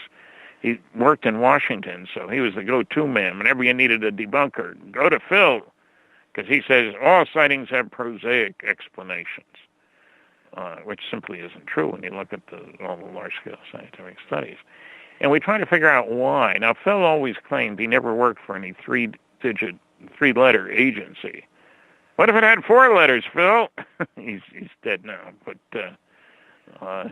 and I get the biggest laugh in my lecture when I show a copy of a check that he wrote me for $1,000. He claimed that one of the Majestic 12 documents was clearly fraudulent because it was done in the large pica type. But the National Security Council, whose name is on it, used only the small elite type. And he challenged me, I'll give you $100 each for every top secret Umbra classified document that you have that, that is done in the same size and style type. Well, it turned out, I didn't find this out until later, he had never been to the Eisenhower Library. I spent weeks there. And I was planning to go there, so I went there, found 14. It's easy to tell the difference between pica type and elite type. And I sent him, I found 14. I had first gone to my files and found 20 done in pica type, but they didn't meet all his criteria. But I sent him the 14, and he wrote me a check for $1,000, limit of 10. So And then he got madder than heck when I published a copy of his check, threatened to sue me and so forth. I get great response from my audience. And I still don't know who he was working for or why he did. He was too smart not to know that he was lying. It's as simple as that. And the third guy, in fact, one of the members of this Majestic 12 team, Dr. Menzel from Harvard University, astronomy department, Donald Howard Menzel. And people say, well, how could he be a member of a group that knew all about crash saucers, alien bodies, and all this sort of stuff? Nonsense, Stan, can't be. Well, it took a while. I had to get permission from 3 different people to look at his papers at Harvard, and was able to show that he had a longer continuous association with the National Security Agency, 30 years of anybody, and nobody knew that while he was alive. No outsiders knew that, including me. I had one run-in with him, and I didn't like the man, but when I found the proof, he wrote to Jack Kennedy. They knew each other, even had breakfast together on occasions. I can prove that. He said, when we are properly cleared to each other, I can tell you more about the NSA. Not just the NSA, but the NSA. So you got to look for the evidence, and it's there. That was the book Top Secret Magic, of course. And it's strange. You don't have to look far. Once you're turned in the right direction by reading my books or a bunch of other books, the sighting that caught the public's attention initially was Kenneth Arnold's sighting, June 24th, 1947. And Dr. Bruce Maccabee, an optical physicist in a Navy research lab for over 30 years, he's retired now, has written an excellent book about the Arnold sighting. Goes into all kinds of detail. And that was 1947. And it got a lot of publicity. And none of the publicity really was talking about aliens. The thing that everybody knew was that we developed the atomic bomb in secret. Everybody was aware of that. So they can understand that there could have been secret programs that the public didn't know about. And a lot of people were saying, well, that's what this is. It's a secret government project. That's what Kenneth Arnold thought at first. And so there's data, there's evidence, and, there are other people. Bruce, as I say, has got a PhD in physics and worked for a Navy research lab and had a clearance for umpteen years. So there are sources of information that need to be consulted, unlike Joe Nickel. Don't bother me with the facts, my mind's made up. So I'm pleased to say that while I have never handled an alien body or a piece of an alien craft, as probably just as well, but we have loads of evidence, and that's what counts. Another question coming from one of our chat rooms, this one comes from Darren. What do you think about all these so-called UFOs seen around the space station before all of a sudden the space station cameras decide to go blip and they're off? Well, I think it would be perfectly natural that the aliens would want to keep track of what our capabilities are. And so that means you follow the space program. There have been many sightings around nuclear sites. Malmstrom Air Force Base, UFO shows up over the front gate. This is out in some ways from town, of course, and underground stalls, if you will, for the ICBMs. And 10 nuclear-tipped missiles went offline, one after the other, when the saucer showed up at the gate, and caused a great deal of consternation, because that's impossible. Those systems are supposed to be, totally protected against any interference that would cause them not to work. And here are 10 of them, and it happened more than once.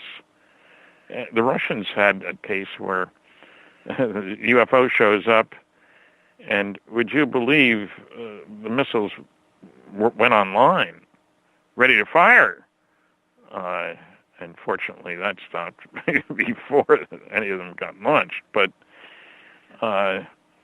it seems perfectly natural that aliens would want to know what our means of defense is. You don't go into battle without knowing what kind of weapons your enemy has. You know, you got to be ready to move, to take action. Let's get to Bob's question. He's saying, I heard years ago that when radar was first invented and used, the sensitivity on them had to be dialed back because air control towers were picking up UFOs in space. Was there any truth to this? That's an interesting question. I don't know. I do know that when they were first testing radar in England, that there were autos going by that when the beam was in that direction, the car stopped.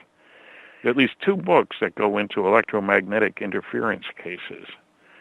So the radar seems to discombobulate many systems. Internal combustion engines, of course, do have electronic sensitivity, if you will. So who knows? Michael is asking, do you think there was more than one UFO involved in the Flatwoods case? My first opinion is to say no. From talking to the witnesses and hearing the stories, I think there was one that was seen by the boys out there, and then when they came back and around the hill, same one. I don't think there was more than one there at that time. There certainly have been cases, many cases, more than 40% of the cases in 47 involved more than one object being seen at a time. So it wouldn't be too surprising. But, pilot and a wingman, that's the standard approach. We use it. All right, let's get to another question. This one comes from BTO. He's saying, Dr. Friedman... Mr., please, no free doctorate. All right. Mr. Friedman, do you know about the Sago, Utah cave drawings, and do you believe they may be synonymous with the Flatwoods Monster? I can't say I do know. I know that there are cave drawings all over the place, and if people want to know about cases that date back a long time, there's a book called The Bible and Flying Saucers by Dr. Barry Downing. He's got a bachelor's in physics and a doctor of divinity. Divine physics is his beat. And he goes to both the Old and New Testaments and looks carefully at what's said in the Bible and finds evidence for flying saucers. I don't say that casually. Barry was a very sharp, well-educated, sensible researcher. But 2,000 years, at least for the Bible, 2,500, 3,000, doesn't matter. Remember, our view of how old mankind is has changed. In 1650 or so, Bishop Ussher figured out that the world was created in 4004 BC. So that's 6,000 years ago, no big deal. Now we'd have to say, well, sorry guys, it's at least 4,000,004 BC, which is another ballgame entirely. We're much older, our society is, than we like to give it credit for. Follow-up from BTO. Do you think there are any current UFO events that you may say are evident on being something credible? Well, I think some of those 500 cases a month that are reported in MUFON are certainly credible. If you take any group of sightings, it's like a good baseball player gets a hit, 1/3 of the time they get paid a lot of money for that. The fact that he doesn't get a hit 2/3 of the time doesn't mean there are no good hits being made by them. So, yeah, I do. Do you think MUFON is still quite a credible organization, considering there's been so much implicated on them, whether or not they're doctoring evidence, whether or not they're taking certain stories seriously, or if they're even government infiltrated? That rumor has gone around. Well, okay. Certainly there are people who belong to MUFON that work for the government. I don't deny that at all. But I think that MUFON is still credible. I was not happy. I read all the papers from the conference, 6 weeks ago in Las Vegas, which was well attended, and the focus was on the secret space program. And I read the papers, and I kept looking for evidence that, people from here flew off to Mars 20 years ago, and other things like that. And I have to say that at best I could say these reports were in my gray basket, not black, not white, maybe. So I think MUFON is credible. It's done a heck of a job, and it's had a long time. It certainly doesn't mean that everything that gets reported there is something that I would stake my life on, that it's all true. Most sightings can be explained. That's certainly true. Some people have lied. That's certainly true. You got a mishmash. But, again, you're looking for the hitter who gets a hit a third of the time instead of an eighth of the time. And we've got them. We've got those cases. So, I don't know how they're... it's funny, the secret space program, the theme... I don't know whether it was that attracted the people to this year's MUFON conference, or was it the fact that it was in Las Vegas, which is, many people like an excuse to go to Las Vegas, don't you think? Oh, I think of a lot of other excuses to go to Las Vegas.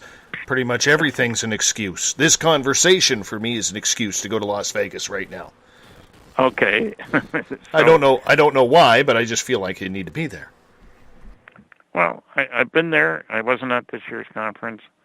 I am not saying I buy all those papers saying there was a secret space program. Quite the reverse. All right, let's move on to another question. This one comes from Everett. He is asking, Stanton, do you think people should decide what is reliable information or evidence and what is fake? Well, pardon me, how do you? Pardon me. You mean, how do you separate the fact from the fiction? Absolutely. It's a very important question, and that's why I tend to look more at older cases that have had a great deal of effort put into them. It's the quality of the evidence.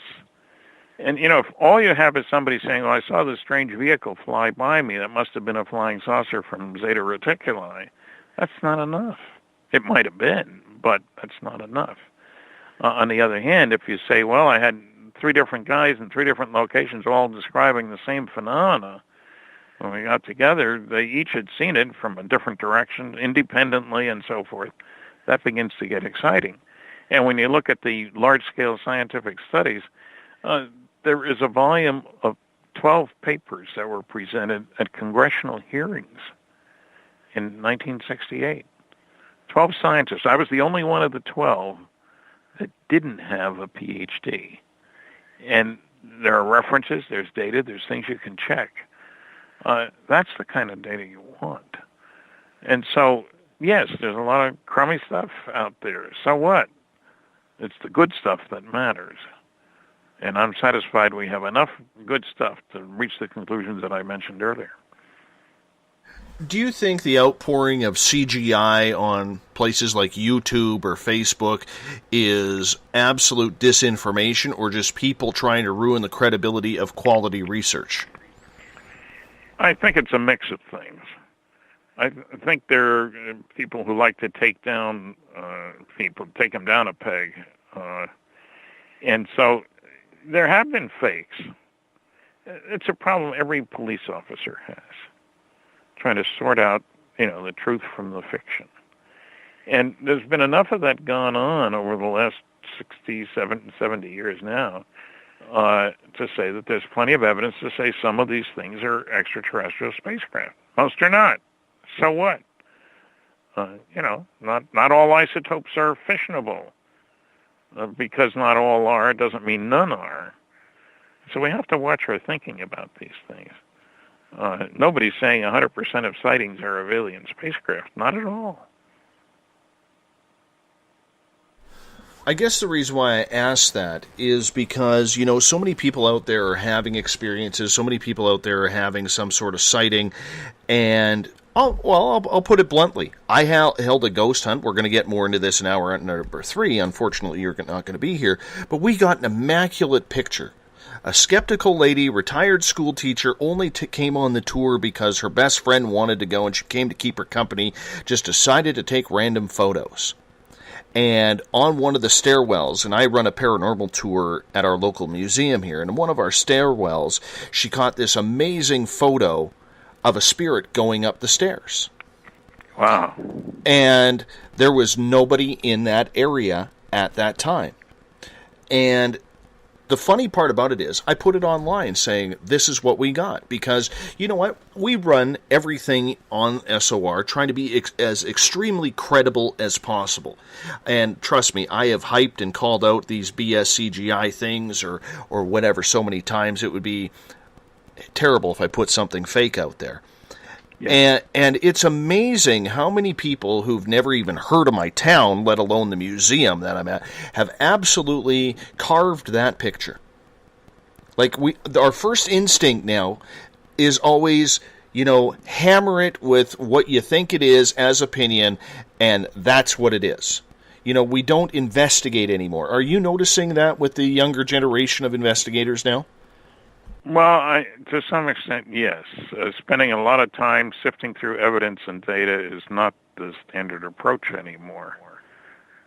Make a quick decision, do a quick look, and I'm smart enough to know what is or isn't and let it go at that. There's not as much dedication to scholarship, if I can put it so loftily. Yes. Do you see that changing, though? Because so many times we've spoken on this show, and I've heard it on other shows, where we're seeing so many people talk about doing this scientific research, yet, Stanton, we continue to have people saying that their scientific research as fact when only it's opinion. Well, yeah. There's a difference between saying, I think that what I saw was an alien, and, having footprints and pictures and so forth and so on. You have to get to a certain level of credibility with factual information. And there's a lot of, I don't know. We have to accept that. That's the way the world is. Ask any police officer. And I say when you get a lot of publicity for a crime, I've asked a police officer, a lot of publicity for a particular case, do you get a response from the public? Oh, yeah, we get loads of response. And how much of that is useful? A few %, but that's how we solve most crimes, he said. So, there's reality and there's wishful thinking. And I try to avoid the wishful thinking. Let's look at the facts. Let's get to a question from Joe here. We're going to go into your area here, which is Roswell. He says, some researchers say the Roswell craft came down because they were hit by lightning. Others say the craft became uncontrollable because of our radar testing in the area. What do you think brought down the Roswell craft? Well, frankly, I think there was a mid-air collision produced by the radar that we know was on. We have to remember that at that time, there were no solid-state devices. That means your radar and other things had to be warmed up, so they'd leave them on. And we know from newspaper reports that they were expecting a rocket launch. This is in the middle of nowhere. There's a lot of nowhere in New Mexico, believe me. And so I think that was probably they had the radar beam was on, but it wasn't rotating, just on, sending a beam out in the middle of nowhere. And so two saucers go along. As I said before, more than 40% of the cases involved more than one object being seen at a time. And I think what happened was there was a sudden glitch caused by that radar beam. It affected the propulsion system or the guidance system or whatever, and whammo. And in my first conversation with Jesse Marcel, he indicated that there probably had been a mid-air explosion. Why? Because the wreckage was strewn over such a large area, and there was no crater. Jesse served in World War II. When an airplane goes in, you usually find a pretty good-sized hole in the ground. It's got some fuel. It's going to explode. And so I think it was a mid-air collision caused by the radar beam. Not that it was aimed at the saucer. It was just sitting there, aimed in a certain direction without any particular relevance. And these two saucers come along and they're too close. Uh-oh. We ran into a problem. What can I say? That's not surprising, is it? When we know that there was this factor that the beam was on and that it was just sitting there. So you'd run through the beam. How would you know it was there? Nobody puts up signs in the sky, beware of radar, folks. It doesn't work like that. As time winds down, we only got about 5 minutes left with you tonight, my friend. How many aliens do you think survived both the crashes at St. Augustine and Roswell? What do you think happened to them? Well, I think they were kept in seclusion, if you will, in secret. People forget there are loads of bases that you can't enter without appropriate security clearances, that they're underground bases, also to keep them away from spies in the sky, the satellites and all that. But remember, we started 1957 with Sputnik. And after that, lots and lots of them. So I think that, rephrase the question. Say that again.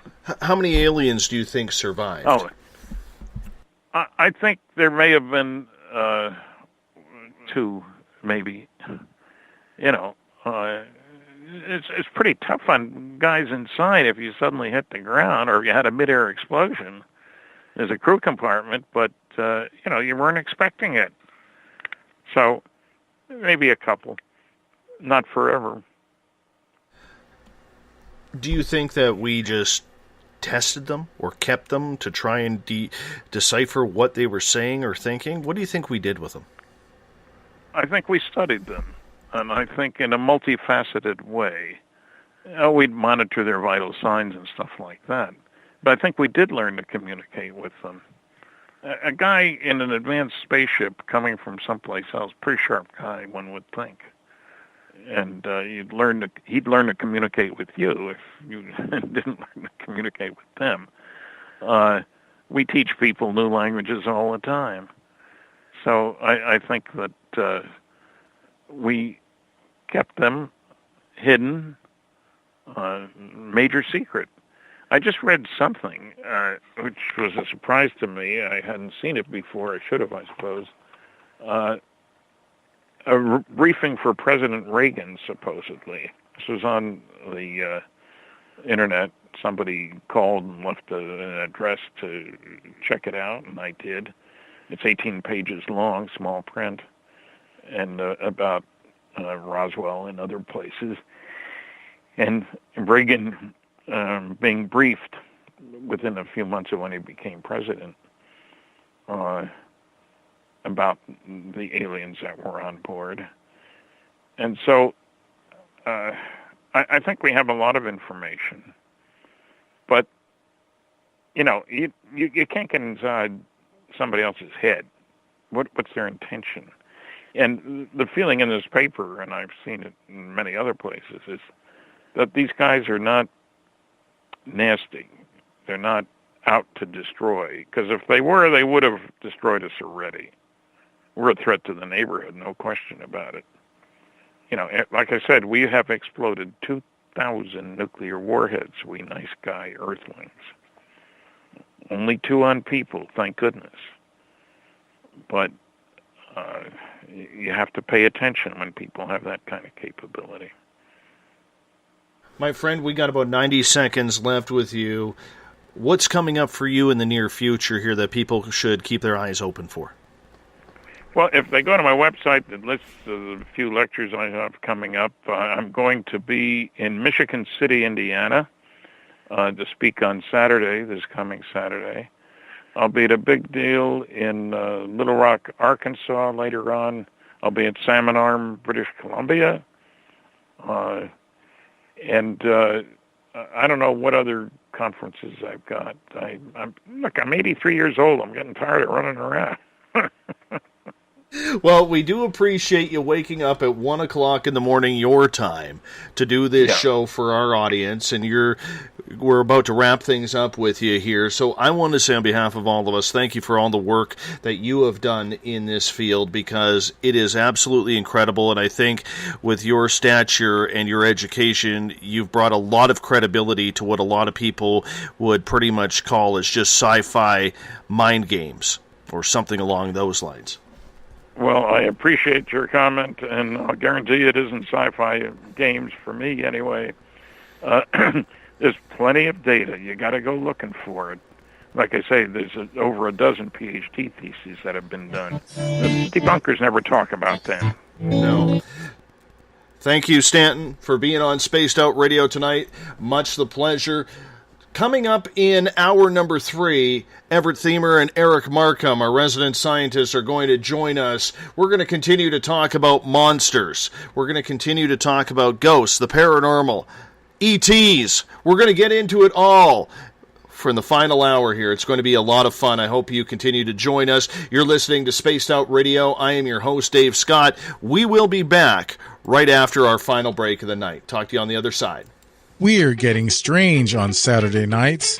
Hi there, this is Dave Cruz, and each Saturday, starting at 9 p.m. Pacific, midnight Eastern, I will take you on a tour of the weird and obtuse on Spaced Out Saturdays, from aliens to Sasquatch and every tinfoil hat in between.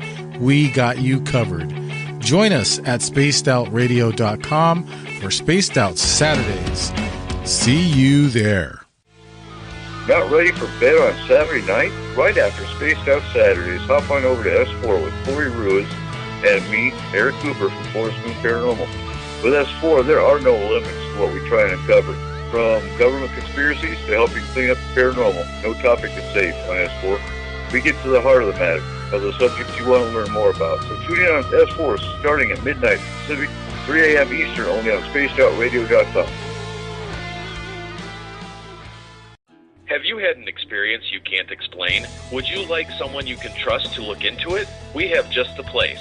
The SOR Sightlines Report is the place for you to find answers. Whether it's Bigfoot, UFOs, Dogman, ghosts, aliens, or anything strange, the Sightlines Report will get you connected with one of our expert researchers to find out what's going on. All of your personal information is kept 100% confidential. The SOR Sightlines Report, a place for you to find the answers you need. Only at spacedoutradio.com. Hi there, I'm Butch Witkowski, lead investigator with UFOcop.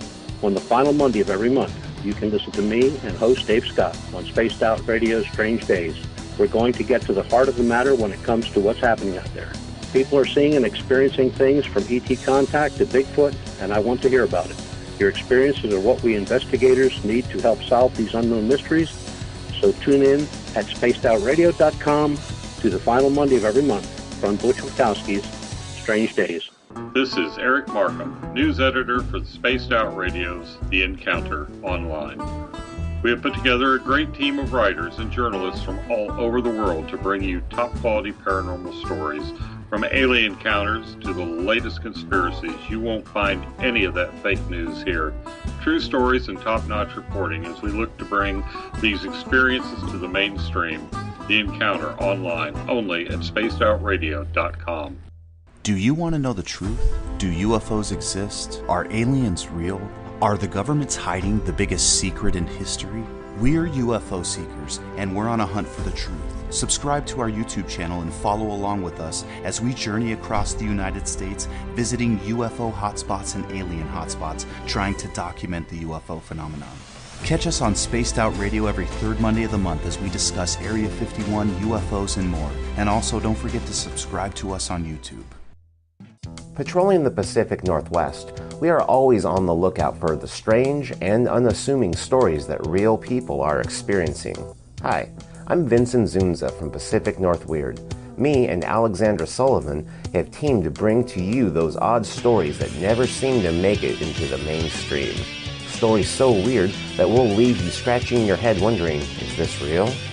It's as real as it gets with Pacific North Weird. You can watch our videos right here at spacedoutradio.com. Become more intimate and interactive with Spaced Out Radio. Join our Space Travelers Club with your new membership. For $5 a month, we'll provide you with special access to the website, monthly prize draws from books to psychic readings, along with monthly newsletter, private interviews, and more. Sign up today to be part of Spaced Out Radio's experience. Looking for a place to advertise at a very reasonable cost? Look no further than Spaced Out Radio. SpacedOutRadio.com has an advertising tab that you can click to check out our daily, weekly, and monthly packages to play on the radio, or our website including social media. From commercial spots to banners, we have it all. Check out our competitive pricing today. Don't have time to listen to Spaced Out Radio live? Wherever you are, the car, the office, the shower, or even if you're traveling, we're right here for you. Each Spaced Out Radio show can be found on iTunes, TuneIn, and on our YouTube channel, Spaced Out Radio Show. It's the perfect way for you to catch up on our shows. For more information, just head over to our website, spacedoutradio.com, and tune in to us today.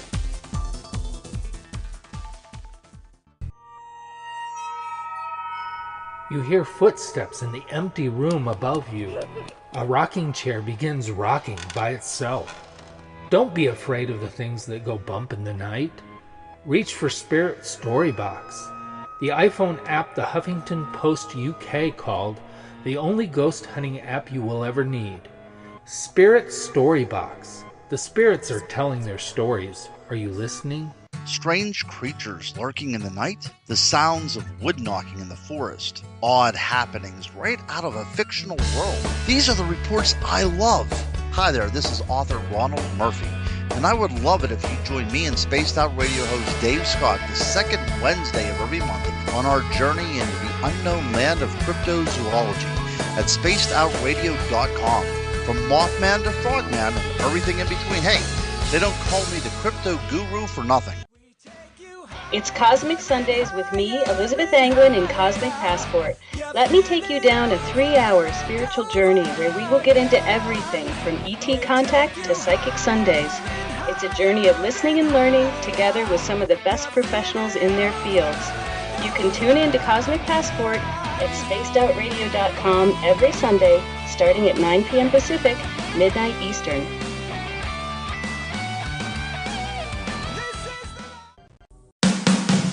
The views and opinions expressed by tonight's guest and topic of discussion do not necessarily represent the official policy or position of Spaced Out Radio, Spaced Out Weekend, Spaced Out Radio Limited, its hosts, syndicated carriers, or anyone associated with this broadcast. You're listening to Spaced Out Radio with Dave Scott. Follow Dave on Twitter at Spaced Out Radio and hashtag Spaced Out Radio, and on Facebook, Spaced Out Radio Show. Now, back to the program. A child grew up too fast, went running wild. Now we don't know who to pray to anymore. Welcome back to the final hour of Spaced Out Radio tonight. I am your host, Dave Scott. Great to have you with us. Tomorrow night on the program, we get into paranormal and ET contact with investigator Shane Sirois. He talks about his own personal experiences and what he has learned from the field as well. It's going to be a great show indeed, starting at 9 p.m. Pacific, midnight Eastern Time at spacedoutradio.com. We want to welcome in everyone listening in on WQEE 99 Rock the Key down in Noonan, Georgia, home of The Walking Dead. We are live as well on the United Public Radio Network, 107.7 FM in New Orleans and over 160 countries around the world. Great to have you with us as well. We're also live on KTLK, The Fringe FM, Renegade Talk Radio out of Las Vegas, and if you're listening in on Revolution Radio, remember the Double R Machine is a donation station financed by you, the valued listener. Head on over to freedomslips.com and donate today. Bill Cardwell has set the password for tonight in the SOR Space Travelers Club. Oligophrenia. Oligophrenia is your password. Make sure you use it wisely, Space Travelers, as Bill sets the password each and every night right here on the mighty SOR. Now, if you want to follow us on social media, you can do so on Twitter at Spaced Out Radio. Use the hashtag Spaced Out Radio if you want to connect with me live during the show. You can also give our Facebook page a like, Spaced Out Radio Show. And you can connect with us during the show live on Facebook at our SOR Space Travelers Club. All you got to do is sign in and join the nightly chat. Great people in there. We're also on Instagram, Dave Scott SOR. Subscribe to us on our YouTube channel, Spaced Out Radio Show. You can listen to us on iHeartRadio in the United States, TalkStream Live, TuneIn, and you can download and subscribe to our shows on iTunes. Our website is spacedoutradio.com, where we have a plethora of features for you, including joining the SOR Space Travelers Club for $5 a month, rock out to some Bumblefoot, read up on the encounter online, shop at our Spaced Out Radio store, or check out some great video footage from UFO seekers as well as Contact TV. Tonight, we bring in, for the final hour, our resident scientist, the preacher, Eric Markham, from the Encounter Online, Everett Themer. Gentlemen, welcome. Hi, hey, great to be here. Absolutely. And you know, what a pleasure it was to have Stanton Friedman on the show with us. You know, Frank Ficino, who did the show a couple of months ago, so wanted to be here for the anniversary, but like a lot of people, millions of people who were stuck with Hurricane Irma in Florida, he just couldn't get out of Daytona due to the fact that his mother is very ill and on oxygen, so he had to ride out the storm, and he couldn't do it. He's had about 20 hours sleep in the last week or so, just prepping for the storm, and then with the storm rolling through. So I thought Stanton did a great job, and what a pleasure it is to have a legend like him on Spaced Out Radio. Definitely. Stanton is like the godfather of ufology. Yes, he is. Stanton mentioned many times. I read his book years ago that about the UFOs, and he makes a very compelling point that I think he's the one that first coined the phrase that there's more proof and eyewitness accounts that prove that UFOs exist than is necessary to convict somebody of murder and have them executed. It's out there. Mm-hmm. Hey, I want to give a quick shout out to Amy on Twitter at hashtag Spaced Out Radio. She just said, better wish Noonan, Georgia, a safe recovery from Irma as well, as they are about to get hit. Yes, Noonan, please be safe out there. And if you still have power, make sure you've got your supplies ready, because we want to make sure that all of you are joining us on Spaced Out Radio in the near future as well when this horrific storm blows on through. So please be safe out there as well. Thank you, Amy, for the reminder. See, being up here in Canada, I'm not as adverse to where a lot of these towns and states are. I know I should be, but I just want to say thanks, Amy, for doing that. I really appreciate that. So, anyhow, Georgia's the next one west to me in North Carolina. Well, I'm glad the forest fires here, and you guys have heard me talk about forest fires for the last 3 months, but the big three that were surrounding my area, I am proud to say, are, I think 2 of them are now 100% contained, and 1 of them is around 80 to 90% contained. Finally. Mm-hmm. You know what? That's good news. You know what? I can honestly say, I was talking to Mrs. SOR tonight about it. We're actually going to be unpacking the suitcases. Nice. Yes. Do you know what? For a lot of people, you won't understand what we're saying, but we have had suitcases packed ever since we were allowed back in our home after being evacuated from the forest fires here. And we're actually going to be unpacking them. That is a huge, huge step. Huge step. And feeling safe again. So, I never thought I would go through something like that. This is why I'm so concerned about what's happening down in Florida, Georgia, and Texas, because it is scary, man. It is so scary on what is going on. So, anyways, let's move on here to some monsters. I got to tell you guys this story. I know you guys and many people have seen the photo that I posted on Spaced Out Radio's Facebook page in regards to the ghost that was caught on Saturday night at the local museum. And before I get into that photo, because we are talking about monsters, this thing looks like a monster. If you haven't seen it, go to our Spaced Out Radio group on Facebook and join the group, and you can check out the photo there. I would love to hear your comments. But I have to tell you, we did the tour, and it was a fundraiser, as I mentioned last week. We did the tour to try and raise money for our local fire department, our volunteer fire department, you know, as a way of saying thank you for everything they did to keep us safe during the forest fires. So on Saturday night, we did the tour, and we had 46 people show up. Now, our goal was to raise $1,000 for the fire department. I got to go. Tonight was their fire department practice, because Tuesday nights is when they do their practice. And before their practice started, I got to stand in front of them and hand them $1,060 in fundraised money to go towards them getting some much-needed equipment to help battle forest fires next year, or hot spots if they flare up next year. So I just want to give a real round of applause to my town of 100 Mile House and the 108 Mile Ranch area for stepping up and, you know, beating our goal of $1,000. So it was a very, very cool night.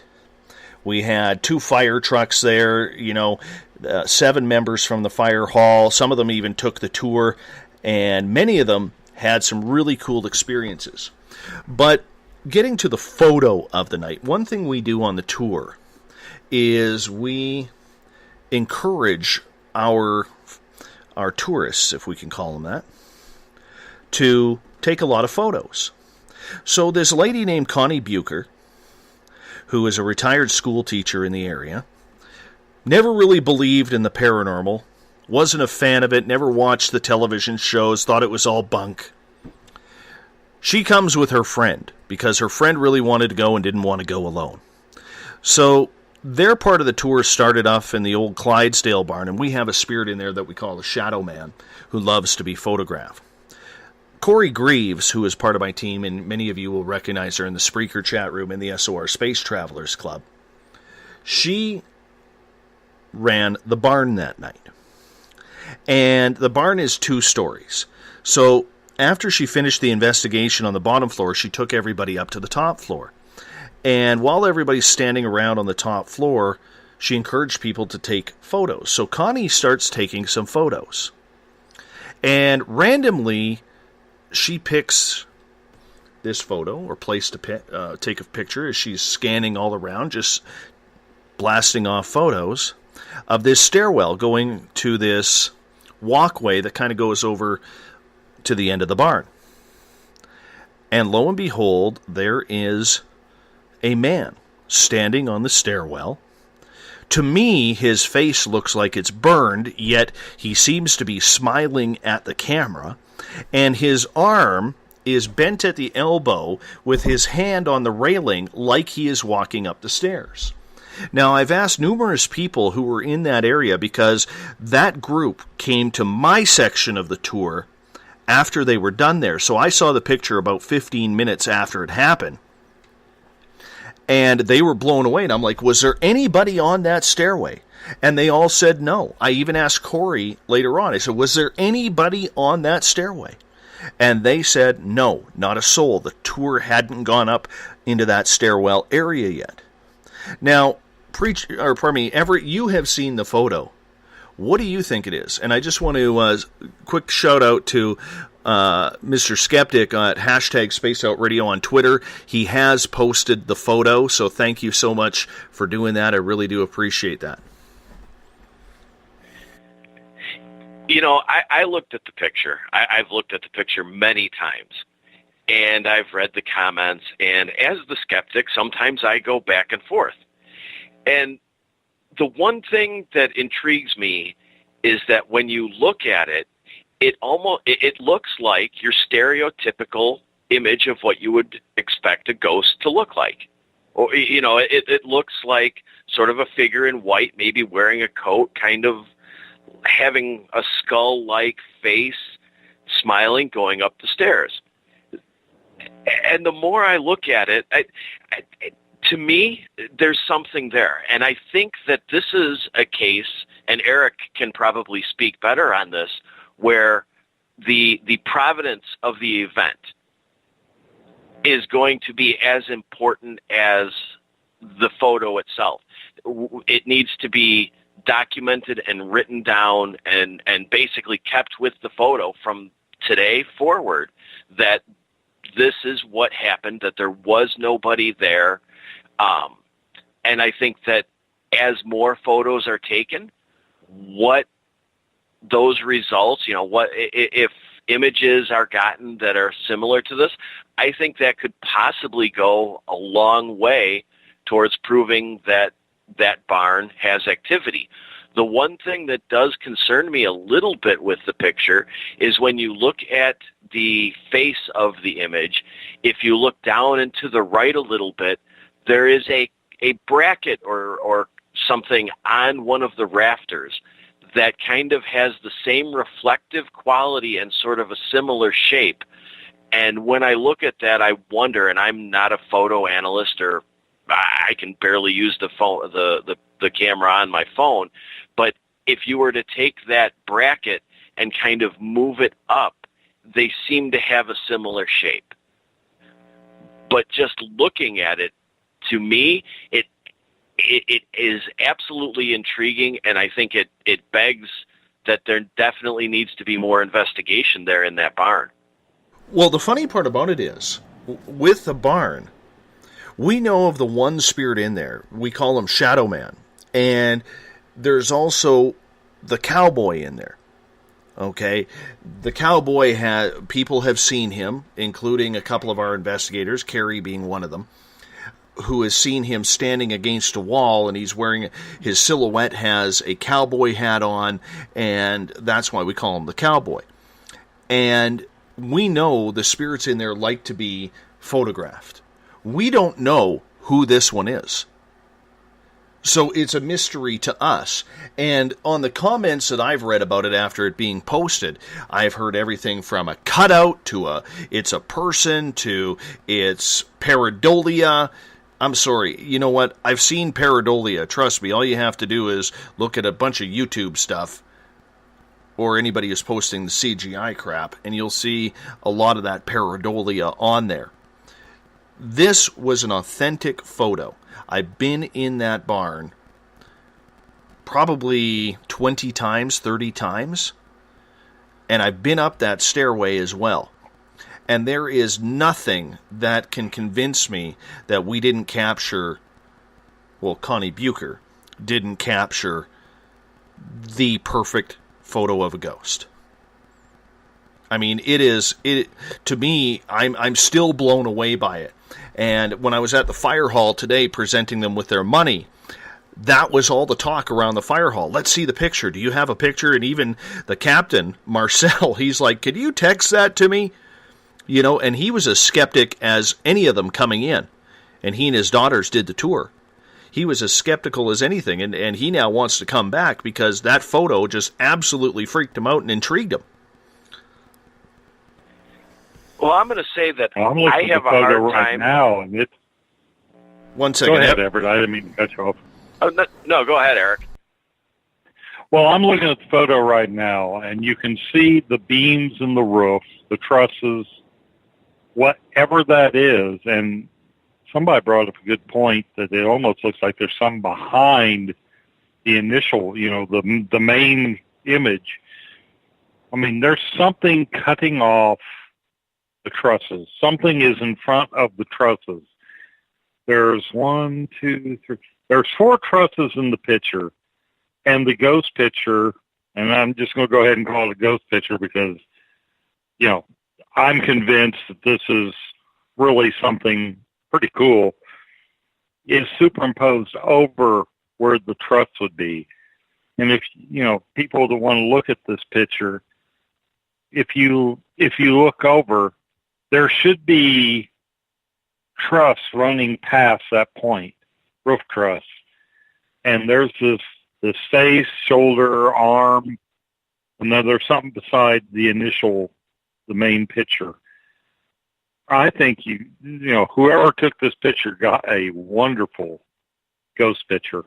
I really feel like this is the real deal. You know what we're going to do here, guys? And I'm just going to be spontaneous here. And I know Corey is listening right now. I'm going to call Corey up. I want to get her opinion of this because she was the one who had the tour going in the barn. She was the one running it. So I want to get Corey in here right now just to hear what she has to say. I know we're doing this spontaneously. She's probably going to be like, "Oh, I'm sleeping. What's going on?"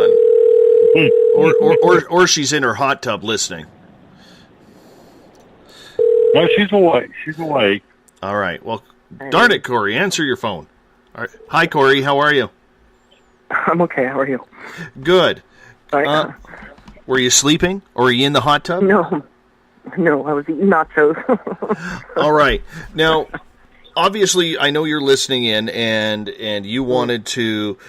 I just decided, you know what? Heck with it. Rather than me explaining everything, you were in the barn when that photo was taken. Could you explain to us what happened there? Because there is a lot of debate going on social media about whether we faked that picture or not. Oh yeah, no, the picture is totally real. She showed me a couple minutes after she took it. Everybody's flipping out. There's tons of activity in there. I'm a little worried about going back, actually. When we were downstairs, tons of men's cologne. I don't know if whoever was downstairs was different than who was upstairs, but there was lots of activity that night. And actually, I had typed out that I actually texted the picture to Elizabeth to ask her what she thought, because I was a little worried that if this is not a friendly ghost, because it doesn't look too friendly, about being in there again. And she's so I asked her that question, and then I texted the picture, and she said before she even saw the picture, she thought that he had hung himself and has been in there ever since. And I said that was kind of interesting because at some point during the tour, and I don't remember who it was, there's so many people, I think it was before we even went in, we were standing outside, and a gentleman had said to me, "Has anybody ever hung themselves in there?" I said, "Oh, I don't know." I said, I can ask, but then totally forgot as the evening went on. But yeah, no, it's a real picture. Like, yeah. And who was talking, they were saying, and as I was looking at the picture yesterday, down to the right of him, down below one of the beams, there's I looked through my pictures, and I'd deleted things that there was nothing of. But there is like there's like a white area and then black underneath it. I'd like to get a picture in there. Not that I'll ever go in there again. Dave, maybe you can take a picture of that same area and see what is underneath that, to the right at the bottom. You know what I mean? Yeah, we got to figure it out. We are going to have to investigate. I haven't been back in the barn since that night, but it is very, very intriguing, as to what's going on. As I said, I knew about the Shadow Man and then the cowboy, who a couple people picked up as well. I believe you picked him up. Yeah, that was about 2 years ago when we went. That picture was taken. That's why I was telling the people, take 2 or 3 really quick pictures so that you can see there's something there or there's nothing there. If you just take one picture, you don't really have anything to compare it to, right? So when we went in there that night, it was Jim Kolonis, is that how you say his name? Kolonisnik, yeah. Telling people to take quick pictures, and that was like one of the very first pictures they were just walking in that was taken. I'd love to see that picture again. I don't know where it is. I know Carrie, our other investigator, has seen the Shadow Man in there right now. and I'm trying to get her to listen in right now because we're chatting on Facebook as half like, hey, we're talking about the tour. But take us upstairs. Now, you had a group of about 16 people, and obviously you are leading the way, and you're kind of explaining what is going on upstairs. So take us through that situation, where the people were, because there's a lot of debate whether or not, there were people just meandering around and somebody started heading upstairs, or if the group was together. And I think that's very important for people who are viewing the picture to understand. Well, then they might be disappointed in my answer, because I said, let's all go upstairs. I turned the light on and let everybody walk upstairs. I don't actually know that there wasn't anybody standing on the stairs. I can't say that, She showed me the picture about 2 minutes after she'd taken it. Now, that picture is going up the stairs. When she when she showed me, we already had gone across the boardwalk, and we were down on the backside. And people were looking through their pictures. And she was like, oh my God, and they were looking at a picture, and she showed me, and I said, well, that's not where we are, because this is backwards. We were at the backside, right? So that was at the front side when she had just come up. So I cannot verify that there isn't anybody up there, but there was nobody up there on our tour that looked like that. I'll tell you that.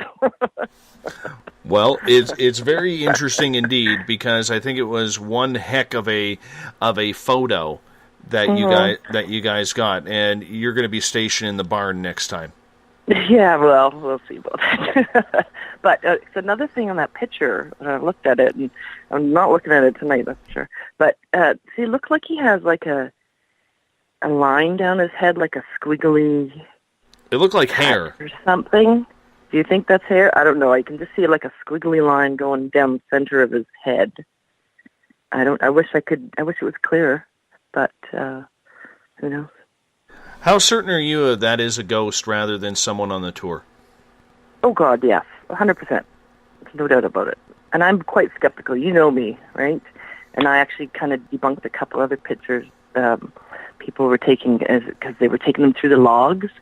And one of them, actually, I really would like to see again. But the one of them, I was like, no, I think that's some dust. And so I cleared it. She took another picture. And so, yeah, I'm very skeptical. I think you know that. So, yeah, no, that's definitely a real picture. Very interesting. Thank you so much, Corey. Appreciate you breaking it down for us. Bye-bye. Awesome. I'm glad to get that insight, because I really hadn't had a chance to talk to Corey about that just yet. So they actually went reverse on that, and that's where the photo was taken, which is really cool. Yeah, that is. I can't see how somebody can actually say that is a person, unless they brought a semi-transparent, opaque costume with them. I just can't picture that as in any way, shape, or form being a person going up the stairs. I really don't know. Preacher, what's your take on everything? Being our resident scientist. I'm looking at it. I'm actually, folks, I'm looking at the picture right now. And I think it's legit. If there was nobody on the stairs, this is not a case of pareidolia. This is a case of a picture or a camera capturing a spirit. I'm looking at this thing, and the way it's occluding what is behind it. It's cutting off the picture of the raptor. And if you look at the other raptors, they're going past where this thing is.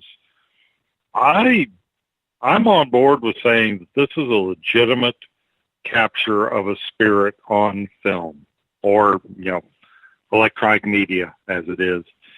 I don't think this is fake. I don't think it's photoshopped. It looks like one of those once in a lifetime spirit pictures. I would love to have been set up to see if there was any atmospheric disturbance. Did the barometric pressure go down in that area?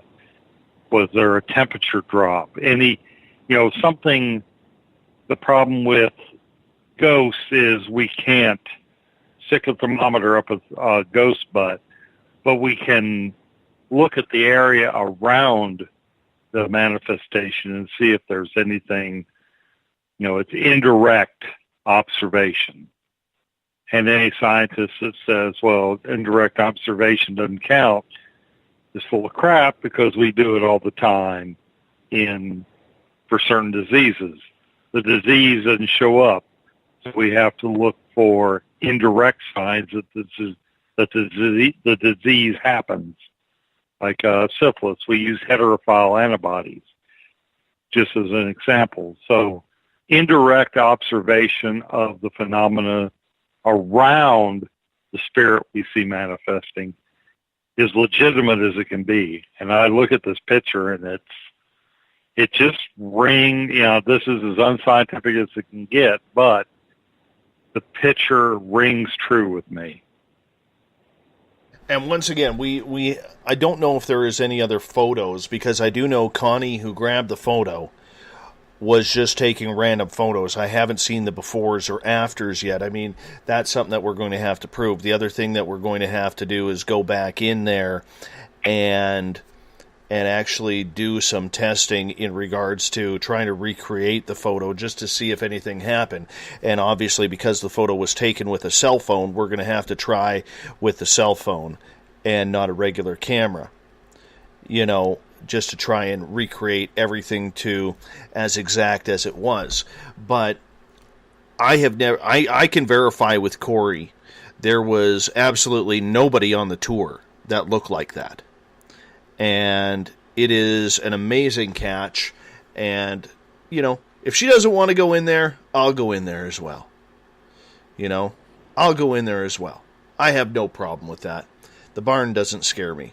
Now, the post house... Well, you are brave. Oh, thank you. Thank you. Mm-hmm. Kevin Leggett in the Spreaker chat room is saying, either way, the pick feels evil. I'm sorry, Kevin, I don't pick evil. I pick more of I just feel like it's like, what the hell? What are they doing? More of a curiosity than anything else. I think this whatever this manifestation was is looking at us like we're looking at it, like this photograph is looking at it, like, what's going on here? I don't pick up any evil. I really don't. I like Jake's comment on #SpacedOutRadio. He goes, yeah, well, I'll take your word for that there was no one who looked like an orc from Lord of the Rings on your ghost tour, Dave. Thank you. Thank you. Yeah, that is a point. I do appreciate that. So, it is an eerie photo. I do have to go back in there. Like I said, I haven't been in there since the tour. I know curiosity will probably get me this weekend, and I'll probably have to go spend some time in the barn this weekend and see what's going on. But I'll tell you, you never know what you're going to get at that museum. That's for sure. You never know what you're going to get. But I will try and recreate it, because I'm having a lot of people ask me about recreating the photo and seeing what it's about. So we're definitely going to, get into that as well. Now, we did want to talk about monsters this week, and this hour, and Everett, I'll start with you on this one if you don't mind. There's a lot of people, whether it's the Flatwoods Monster or whether it's the ghost, that photo that we captured this past weekend. A lot of people claim to see monsters, albeit Bigfoot, Dogman, sea monsters, little trolls and gremlins running around. I'm not saying the other G word. How much of that can we take seriously? How much do you think is really out there that people are visualizing? I think that a majority of the reports of monsters, quote-unquote monsters, are probably people's fears, some misidentifications. The problem is that even if there's a small percentage of every type of monster being reported that is completely unexplained or, is not I don't know exactly how to put it. If it is coming from a reliable source, and if it's just a small percentage, that kind of goes along with verifying the idea that monsters of any type, and it's kind of hard to call them monsters, really, because we haven't determined what a lot of them really are. But I think it goes a long way to verify that there is something out there that does exist beyond what we know. Preacher, what do you think about that? What do you think about the monsters people are seeing? Do you think it's real, all of these sightings, or do you think it's just a lot of imagination? I think it's real, but the thing is, we call things monsters. The classical definition of monster is that which is without soul or it's created. I think what we're finding is people are getting out there and looking for stuff, and they're seeing, I don't know, I feel like they're seeing things that have been there all along. They're not necessarily monsters, but they just don't fit within our everyday, our worldview. So we call them monsters, whether it be Bigfoot, whether it be Dogman. I just don't think, to me, a monster would be Godzilla or Yongari, something like that. These things are just, people or animals or some kind of creature that exists that we don't have a label on yet. I don't think they're monsters per se. In a way, though, can't we create our own monsters? I mean, there is a case in Wisconsin, the Slender Man case, where these girls became familiar with the Slender Man from Creepypasta and the video game, I believe, and they turned it into, in their own minds, a living, actual person. So did they, in a way, create their own monster that may not exist to 90% of the world or 99% of the world, but in their head or in their life, they've manifested and created this thing? And is that as valid? Is that as valid a monster as, say, Dogman or Bigfoot or any other unknown creature out there wandering in the woods?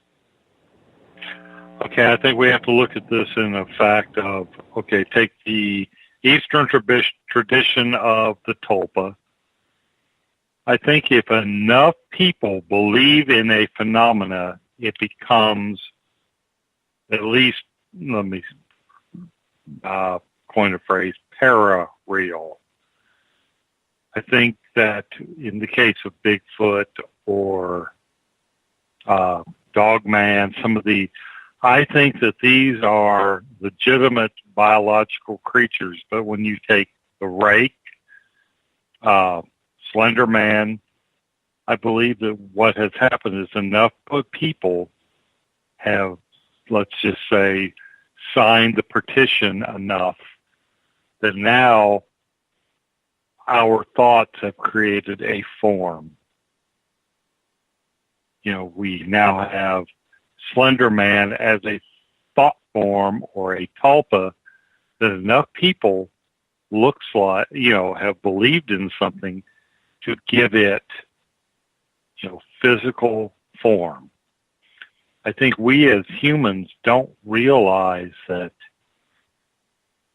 if you look back, just say biblical, to think is to sin. I think the reason for that is because our thoughts, if enough of us think about something or direct our attention to something, it becomes real. I think we have the ability to create thought forms as a mass consciousness. So yeah, I think maybe Slender Man is real because enough people have believed in him to create him. Like the Phylth experiments that they did, where a bunch of people, they made up an entity called Phylth. They gave him a name, they gave him a history, they gave him certain attributes, and before long, this entity began to manifest. And I think what you have, especially, and I think it happens even more now that we have the internet. You know, how many thousands of people can sign up and start believing in a creature or a entity than, say, 40 years ago, 30 years ago? I mean, when I was in college back in the 90s, early 90s, 91 is my freshman year, in order to get on the internet, it was, yeah, it took 15 minutes of commands and goofing around just to get to the internet. Not what you have now where you hit one keystroke and you're there. It didn't exist back then. Now you have all these people that can converge on an idea. And I'm so interested in knowing if all these people believing in one thing can make it true. At what point, though, does imagination become reality, though? And I think that's the question, is it not? I think there's probably a critical mass, but I mean, we're talking magnitudes of thousands of people now. You know, 30 years ago, it had to spread by word of mouth. Now, one person could get on their Facebook page and talk to 200 people. And those 200 people can talk to another. You know, it becomes this really chaotic. We don't have a set number for it, but you know, things like this can spread overnight. The old saying was, you know, a lie can reach around the world before the truth has its shoes on. True that.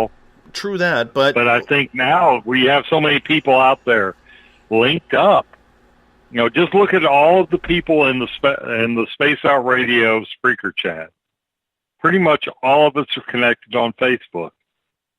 We're just a small segment of what's out there. You know, there's thousands of people that you could get to believe in one thing if you're charismatic enough. So I'm not sure what the critical mass for belief would be. Dave, do you mind if I ask a question about the Phylth experiment? Sure, go right ahead.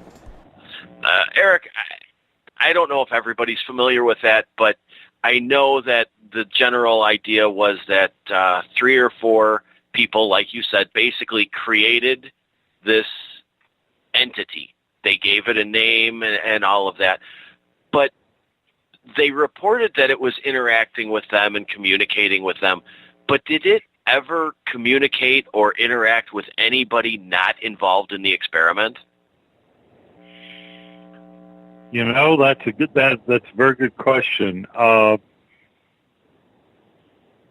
see, that's one of the criticisms is that there were no solid controls. There really wasn't a controlled scientific background to it. And I don't think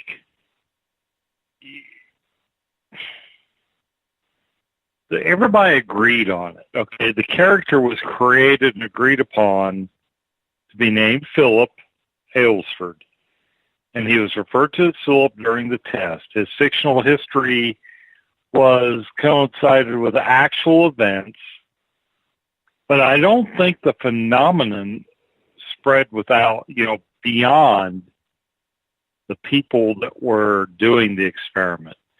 So in that way, it wasn't a controlled legitimate scientific experiment. It should have been anybody could have come in.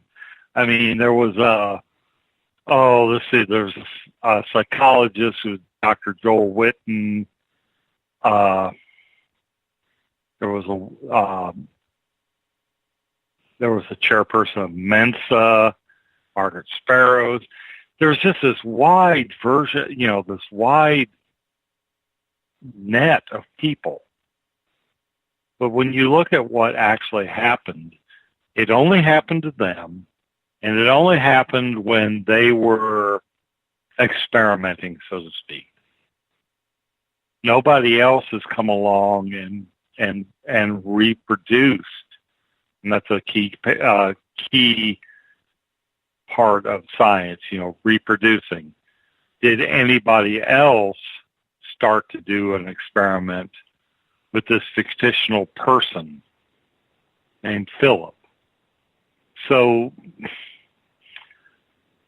in a way, I think what this study did is show that our minds are capable more than we give it credit for, but nobody really came along afterwards and tried to duplicate it.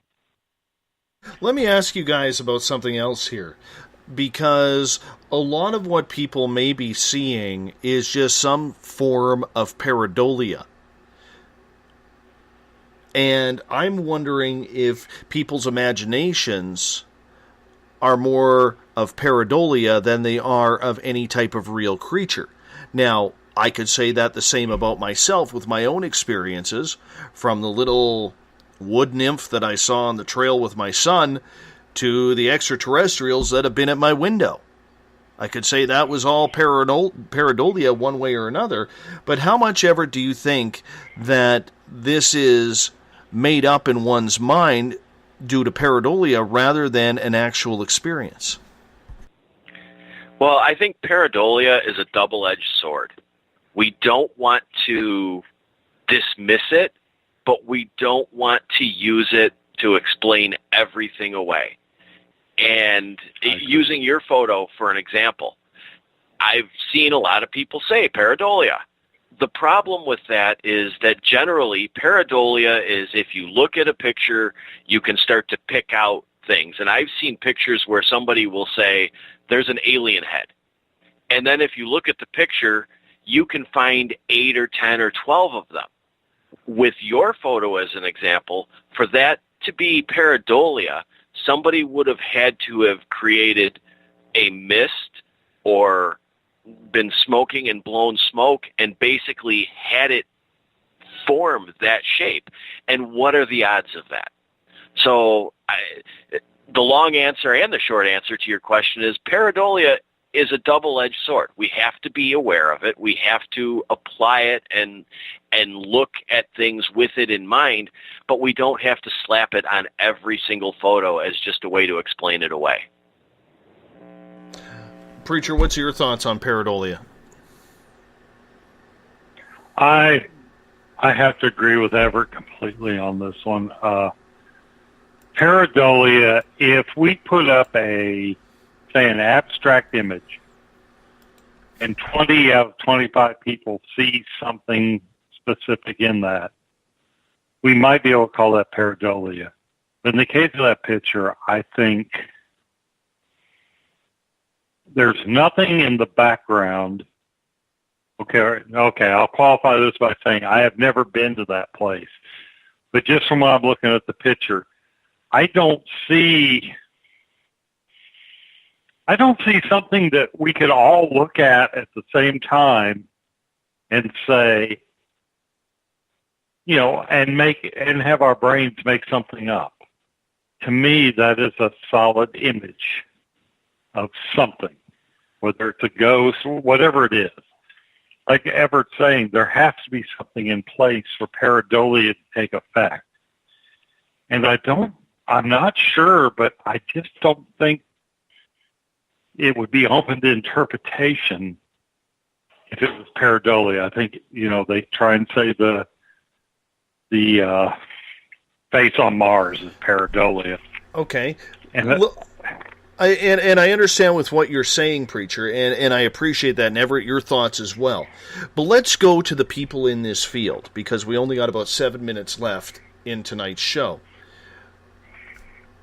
The comments, a lot of the comments that they were made, and I'm not trying to sound thin-skinned here, okay, but a lot of the comments that I read on that, and I've read every comment as I normally do, because I like to keep in touch with what people are saying on the posts that I make. A lot of the comments, I could tell right away that they've either never heard or listened to our show because they don't understand that I pride myself on credibility with this show, and I'm not about to post something that isn't very credible, at least on purpose. And it's amazing to me some of the responses that we got that basically, this is nothing, this is just the barn, this is pareidolia, this is a cutout, this is a person, this is everything, you know, and that is something, like some of the comments were, you can't get anything off of one picture, I need more evidence, you know. Being critical, I guess what I'm saying is, being critical is one thing, but at what point does a person's reputation and a person's attitude intermix into creating tension in a site like this? Because this was my thought, because I have a personal opinion of this, because I was there. Okay, not during the photo, but I was on site. My personal opinion was, you don't trust me? Why don't you trust me? Why am I going to post something if it's BS? I'm not looking for the attention. A lot of people may say, well, you have a radio show, so obviously you are. But not when it comes to that. I'm not about getting attention through forgery. You know what I'm saying? So at what point are we too critical rather than looking at the source who is posting it? Ev? You know, that's a tough question to answer, because in a way, I think we've been conditioned to be too critical or overly critical because we're faced with and presented with so many questionable or overly obvious fakes. So I think many people, the first answer or their first, response is, that's fake. But you have to look at the source, and I know you, and I know that there will be follow-up on this. And let's be honest, if somebody goes in there and you take 25 photos and 20 of them seem to show some sort of mist in there or some sort of object or reflection, you will be the first one to say that this may not be paranormal. But that's probably, knowing what I know about you and knowing what I know about the ghost hunts, that's probably not going to happen. I think what you need to do is go out there and get a few more pictures and show, some random photos and just show that this was a one-time weird event and move forward from there. Maybe do an investigation, bring in some other equipment, and let people see what goes on. Now, the good part is we've had 3 or 4 people who were on the tour at that point actually log in and say and confirm what we stated, that there was nobody on that stairwell when that photo was taken. So we do have that, but Amy at #SpacedOutRadio on Twitter brings up a good point, Preacher, where she says, you, as in me, Dave, have that point of reference about the environment. We don't. I don't even trust myself with subjective experience. Is that being, and I agree with her point, but is that being too skeptical and not accepting the experience, or is that being absolutely right on the construct that you want to nail the perfect piece of evidence and not just say, well, there's pareidolia, or that's a barn door, or something along those lines? I think in this case, okay, like Everett, I know you too. You're not going to put something out there. I'm going to give something you put out to make it simple. I'm going to put a picture you put out there. I'm going to give that the benefit of the doubt because I know you. Those people that don't are going to have to wonder or ask the question, well, what are the circumstances? What were the parameters? You know, I think in a case like this picture, we know now that there is some kind of activity in that barn.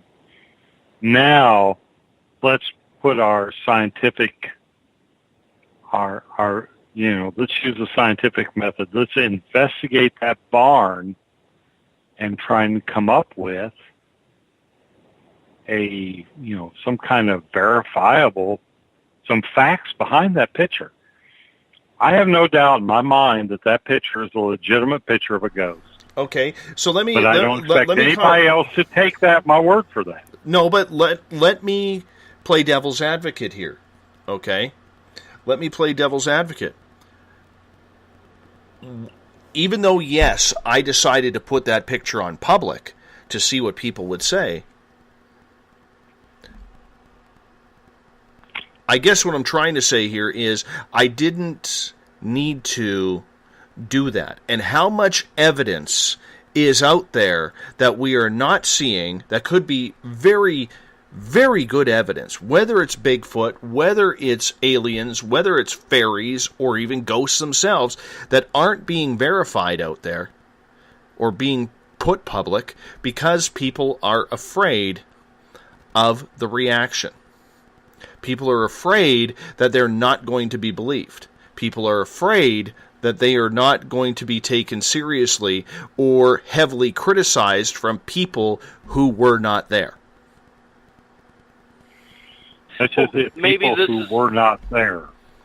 Well, hold on. Go ahead, Everett.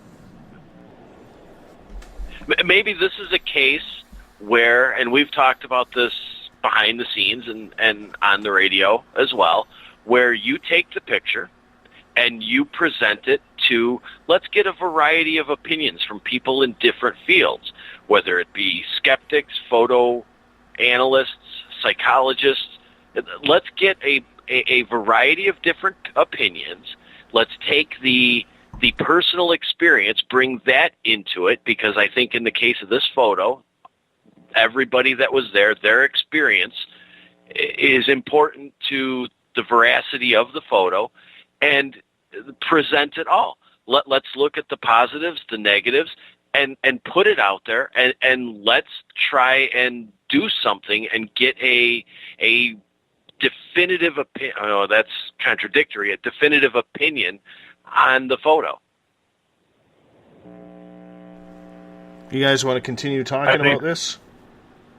I think one of the things you have to do is when you do from this point forward, when you do ghost walks through that barn, you need to point to that spot, say, on this date at this time, we got this image.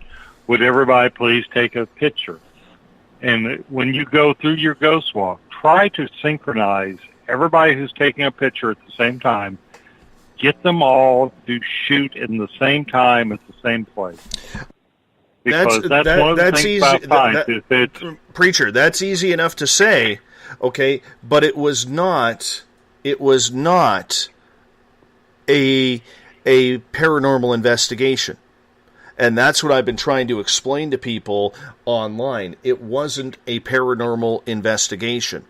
If it was a paranormal investigation, I agree with that.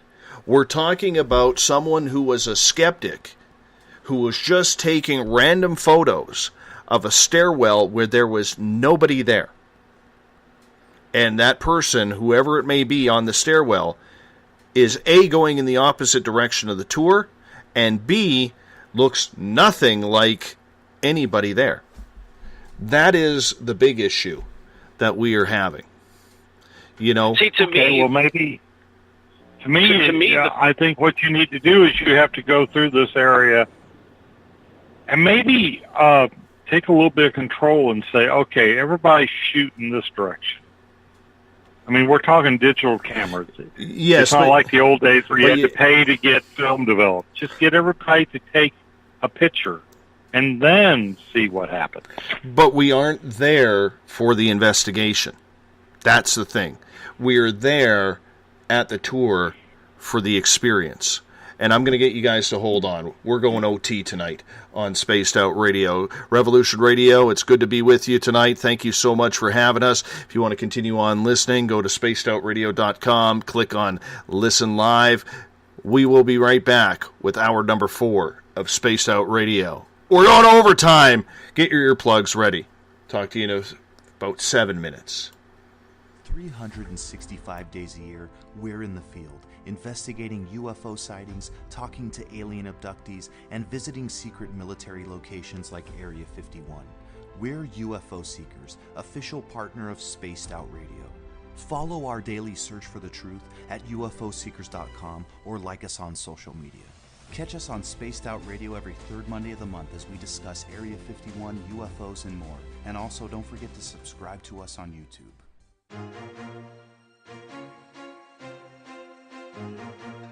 From coast to coast to coast, Blacklight Uncharted is taking on the paranormal across Canada. From ghostly hauntings to the UFOs flying above in conjunction with MUFON Canada, we're closely investigating what's going on in the northern skies and checking out the apparitions that walk among us. Check out our videos right here at spacedoutradio.com.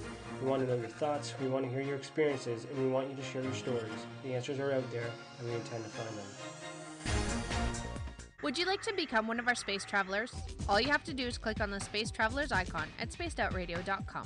For only $5 a month, you can get access to some great prizes, as well as private monthly shows, newsletters, and a members-only section on our website.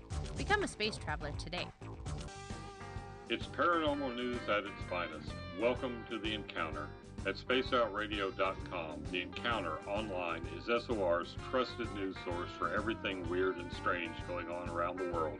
This is news editor Eric Markham. Our team of journalists are scouring the planet for those strange stories that rarely make the mainstream.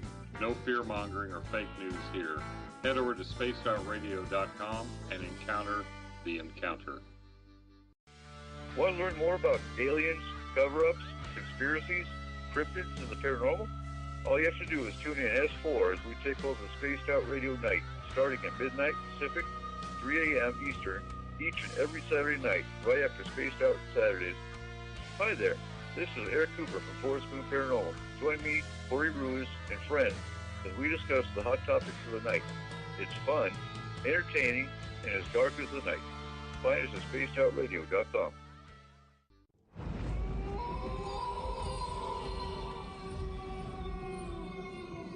Hey, this is Canadian Paranormal Investigator Mike Moore. The third Wednesday of every month, I'll be teaming up with Dave Scott to bring you Ghosts of the Great White North.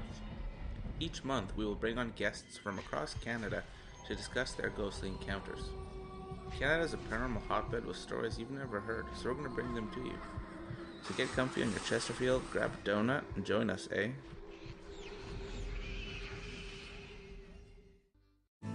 Are you an experiencer? Have you had run-ins with strange creatures you can't explain? ETs, Dogman, Bigfoot, werewolves? They're enough to scare the daylights out of anyone. Hi there, I'm Butch Witkowski from your 4-Cop. And on the last Monday of every month, you can listen to me and the host, Dave Scott, talk about the weird and the strange being reported on Spaced Out Radio. I'm going to bring my investigations and sources, you bring your experiences, and we'll figure out the rest together. Strange Days on Spaced Out Radio. Come tune us in at spacedoutradio.com. Want a place to share your experiences without feeling judged? We have the place for you. If you've experienced sightings or contact with ETs, ghosts, cryptids, or UFOs, and you'd like someone to confidentially look into the matter, just fill out an SOR Sightlines report. Our goal is to help you get the answers you need to the experiences you've had with our professional team of researchers. Your information stays 100% confidential. The SOR Sightlines report. Fill out your experience today only at spacedoutradio.com.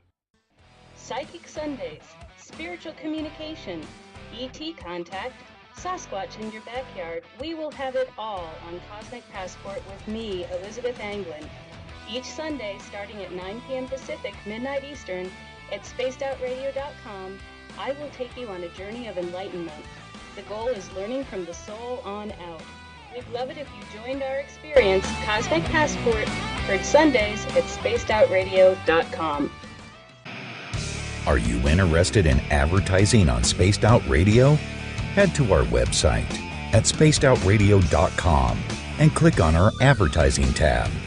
There, you will find an assortment of ways you can get your product out there with us, from radio commercials to banners and social media. Have a product you like our hosts to endorse? We can do that too. Visit spacedoutradio.com for more details. From British Columbia to Northern California, Pacific North Weird has Cascadia covered. Check out our feature videos at spacedoutradio.com, where I, Vincent Zunza, and my super sleuth partner Alexandra Sullivan track down the weird and strange stories from around the Pacific Northwest, from Bigfoot to Mel's Hole and everything in between. This is what makes life exciting. So why report the normal when we can report the Pacific North Weird right here at spacedoutradio.com. Don't have time to listen to Spaced Out Radio live? Wherever you are, the car, the office, the shower, or even if you're traveling, we're right here for you. Each Spaced Out Radio show can be found on iTunes, TuneIn, and on our YouTube channel, Spaced Out Radio Show. It's the perfect way for you to catch up on our shows. For more information, just head over to our website, spacedoutradio.com, and tune in to us today.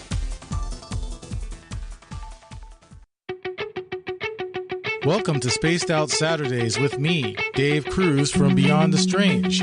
Our weekly feature on spacedoutradio.com will take you around the world discussing everything from the paranormal to the latest conspiracies from the top guests in their fields. We won't leave any story uncovered. Spaced Out Saturdays at spacedoutradio.com starting 9 p.m. Pacific, midnight Eastern. The views and opinions expressed by tonight's guest and topic of discussion do not necessarily represent the official policy or position of Spaced Out Radio, Spaced Out Weekend, Spaced Out Radio Limited, its hosts, syndicated carriers, or anyone associated with this broadcast. Would you like to connect with us? Head to spacedoutradio.com for all your latest show info. And hit us up on Twitter using the hashtag SpacedOutRadio.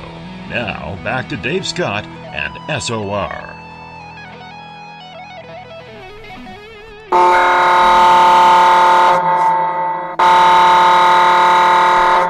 Sound of the horn means we're going to overtime tonight on Spaced Out Radio, something we rarely do, but nonetheless, we're going to have some fun. We're into a good debate here on the photo.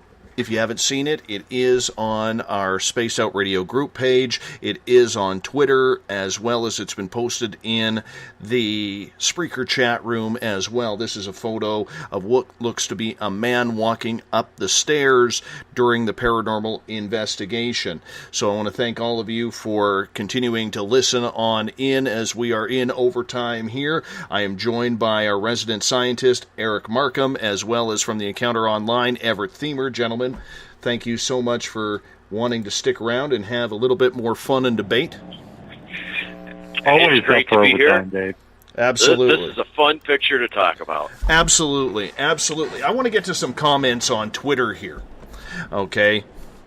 So, Mr. Skeptic, who is always known for his very good snark, says, "We know this is a ghost. Now let's get scientific." And I'm just going to... I just love quoting him. I guess that's the reason why I do it, sometimes. But, nonetheless, this wasn't... I want to explain the situation again for those who are tuning in late.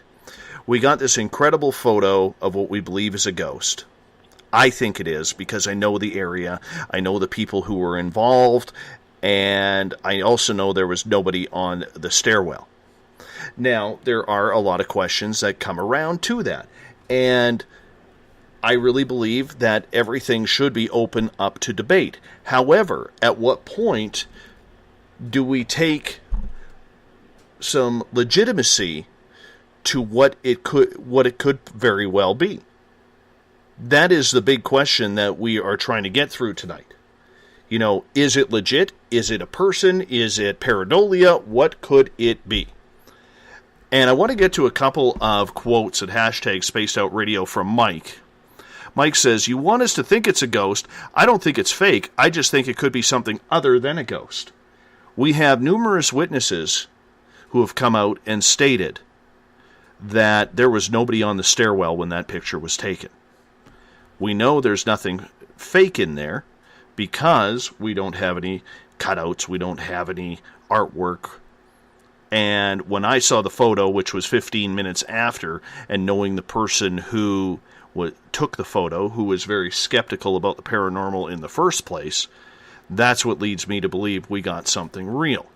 Now, Mike follows up on hashtag Spaced Out Radio and says, "You want real science in the paranormal, but you don't want skepticism. Skepticism is at the heart of the science." Yes, it is. However, it's very simple to be skeptical if you are not putting the facts together. We have witnesses, multiple witnesses. Yes, we only have the one picture, okay?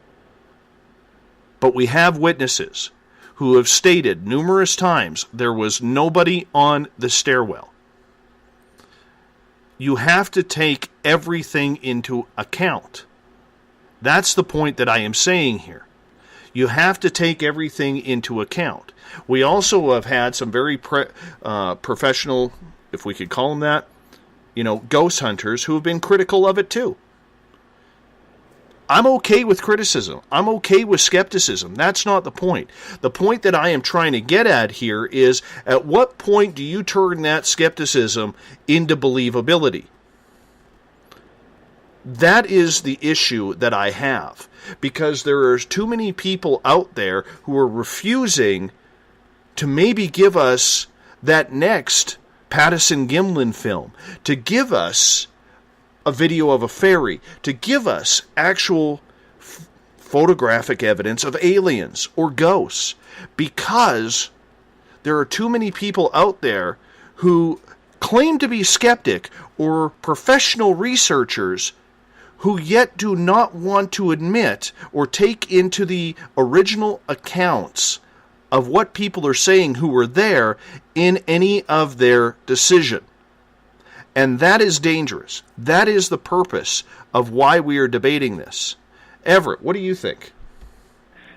Well, I think I am the skeptic. And I look at that, and knowing the stories, I can't dismiss it. There is something there. There is something interesting there. And to me, it warrants further investigation. And that right there, the fact that this wasn't an investigation, this wasn't people out there specifically trying to capture evidence, looking for something that they can put on their website or promote. It was just a tour going through there with people taking pictures, and somebody caught something. To me, as a skeptic, that gives it some validity. And I think that Stanton Friedman had mentioned it earlier, that there are some skeptics out there that are really, they make a career out of predetermining their results. They're going to look at that and say, well, it's this. I can't prove it's this, but it's definitely not that. So in terms of being skeptical of it, looking at it as a skeptic, I think it completely warrants more investigation or more research or something. It cannot be just dismissed and eliminated. It has to be followed up on. I agree with you, and that's something that we are going to have to do in the near future. We're going to have to try and get there at the same time of light and same time of atmosphere, maybe temperature, okay, if we want to do that. I'm not saying that we aren't going to, because I'll tell you right now, curiosity is definitely going to get the better of me with this one, and I already know it has with Carrie and Corey. So we are definitely going to go back in there, and we're going to take other photos, and we're going to make sure that we do our verifiably best to try and recreate what happened. That's the thing to do. Now, when you recreate this or try and get more proof or validation to it, are you going to do a quote-unquote investigation, or is it just going to be like this one happened, just hopefully somebody catches something? No, it would be under an investigative technique. Excellent. And then that's a case where maybe, like Eric has mentioned many times, taking readings of some different temperature, weather phenomena, some simple baseline things like that you can use to compare. Very much so. Preacher, what do you think? I think what we've got here is we've got an initial result that requires further study. And in under the auspices of further study, I think we need to set up in the barn area some ways of trapping data that would back up what were our observation. Let's set up a barometer. Let's set up something to read the temperature. Let's get a baseline of what's going on in that barn, and then when something like this manifestation takes place, we can compare what happened when the manifestation took place to what we usually get. And it may prove to be all this preparation may prove that we don't catch anything, but we can't completely dismiss the observation of our minds. I mean, one of the problems with being a trained scientist is we don't want to take our senses for granted. We don't want to say, I saw it, therefore it is. That's why we have controls in place. Okay. But I think we need to listen to our senses. All right. Skeptic says on hashtag Spaced Out Radio Twitter, it's another unidentifiable fuzzy blob in a photo. It's irrelevant whether you believe it was shot by a skeptic or a believer.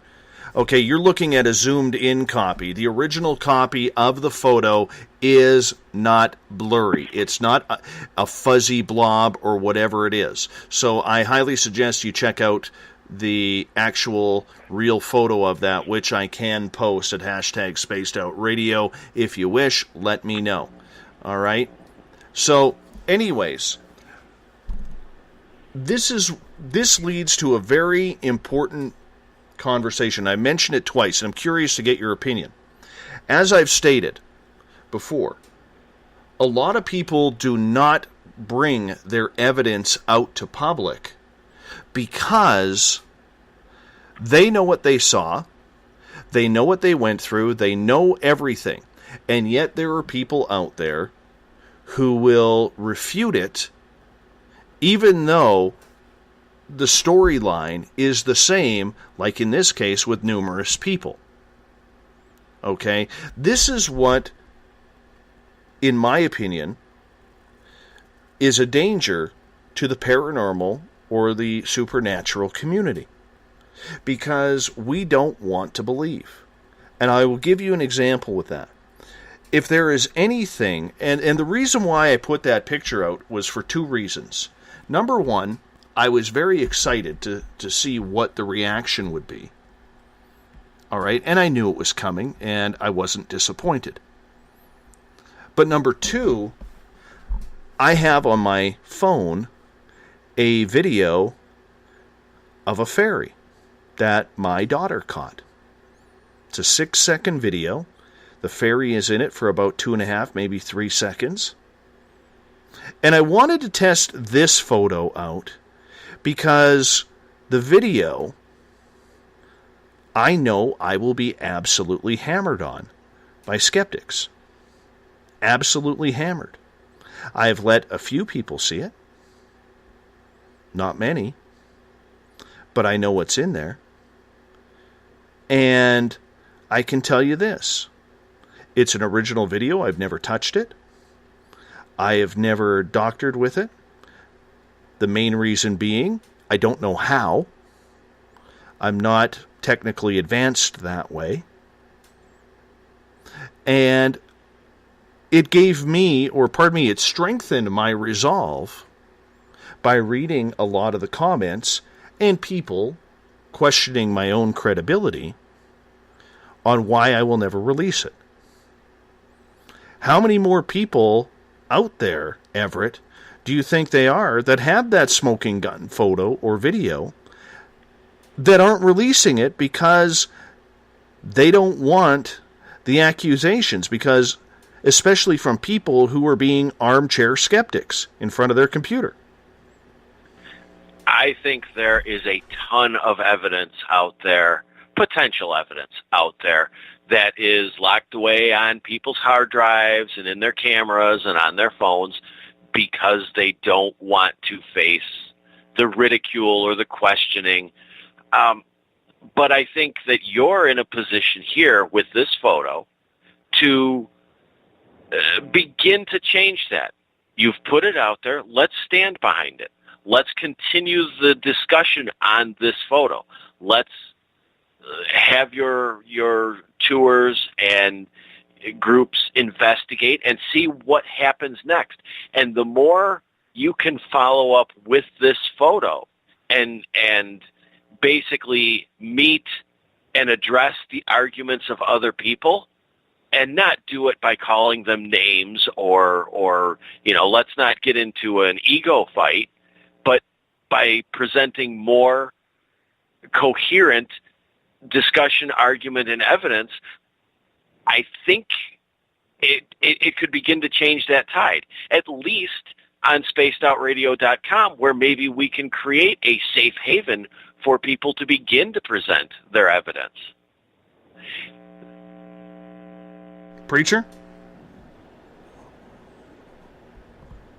This is where you speak, Preacher. We're in overtime.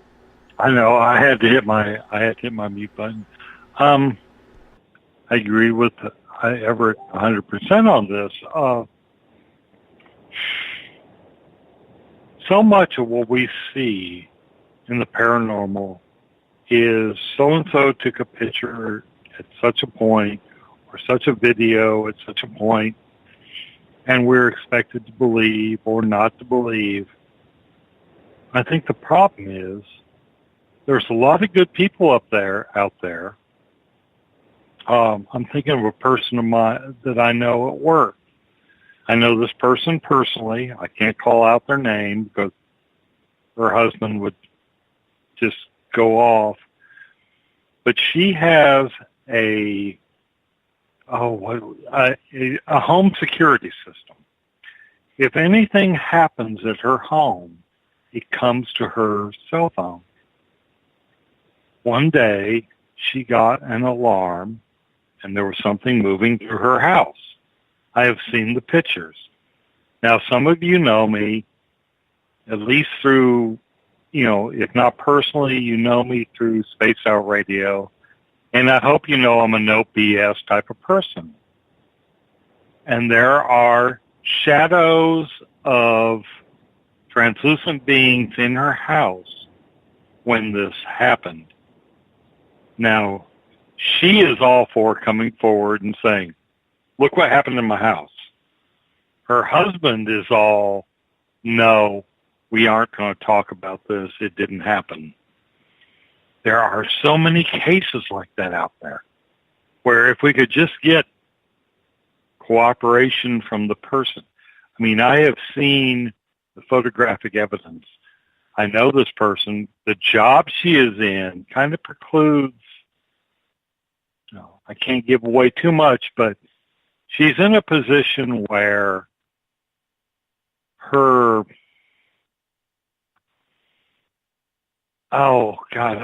credibility is without question. It's just the job she has, and what you have to do to get that job precludes being a BSer, okay? So I've seen these pictures, and I believe with no doubt that what she has is evidence of paranormal activity in her house. How many more people are like that are out there? They can't come forward because either they don't want to lose their jobs, their husbands, their wives.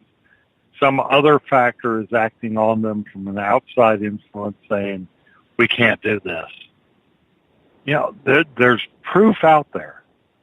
And it's just a matter of finding a central story, maybe a central location to have all that stuff sent. Maybe Eric Cooper's touching on that with his paranormal, he wants to start sort of an international clearinghouse for paranormal investigation. And I think all of us can talk to somebody that we know that we would trust. If this person said, it's raining diamonds, we'd probably believe them. 99.9%. We think we know this person well enough that if they said something ridiculous, we'd give them the benefit of the doubt. There's a lot of that out there. Guys, we're going to wrap this up in about 5 minutes here. And I want to say thanks for sticking up and around for overtime. It's a lot of fun. It's a good debate. And I guess in my opinion, because I like to see everything bright and shiny, and I like shiny things and everything like that, I would like to, and I realize that we need to be skeptical about these topics. I really do believe we need to be skeptical about these topics. But, there's nothing wrong with skepticism. No, there is nothing wrong with it whatsoever. But at some point, we have to say, when there is evidence, especially from people who have come out and said, I was there at that point, there was nobody on the stairway, and we've had, like I said, 3 or 4 people confirm that. At some point, you have to say, or stop saying, give me proof. We already got the proof. We already got the proof. Yeah, that's the proof. Right. Right? We got the proof. Whether you choose to believe it or not, that is the hard part right there. And that I think that's one of the problems with what we do. I think one of the problems is we try to put it out there, but you can't ram it down somebody's throat. And that we know it's true, the person that gave us the evidence knows it's true, and that puts us in a position to try to convince others that it's true, and that's where we fail. Absolutely. Eric Markham, Everett Thiemer, thank you so much for filling in and doing some overtime in hour number 3. Really appreciate it. It was a lot of fun.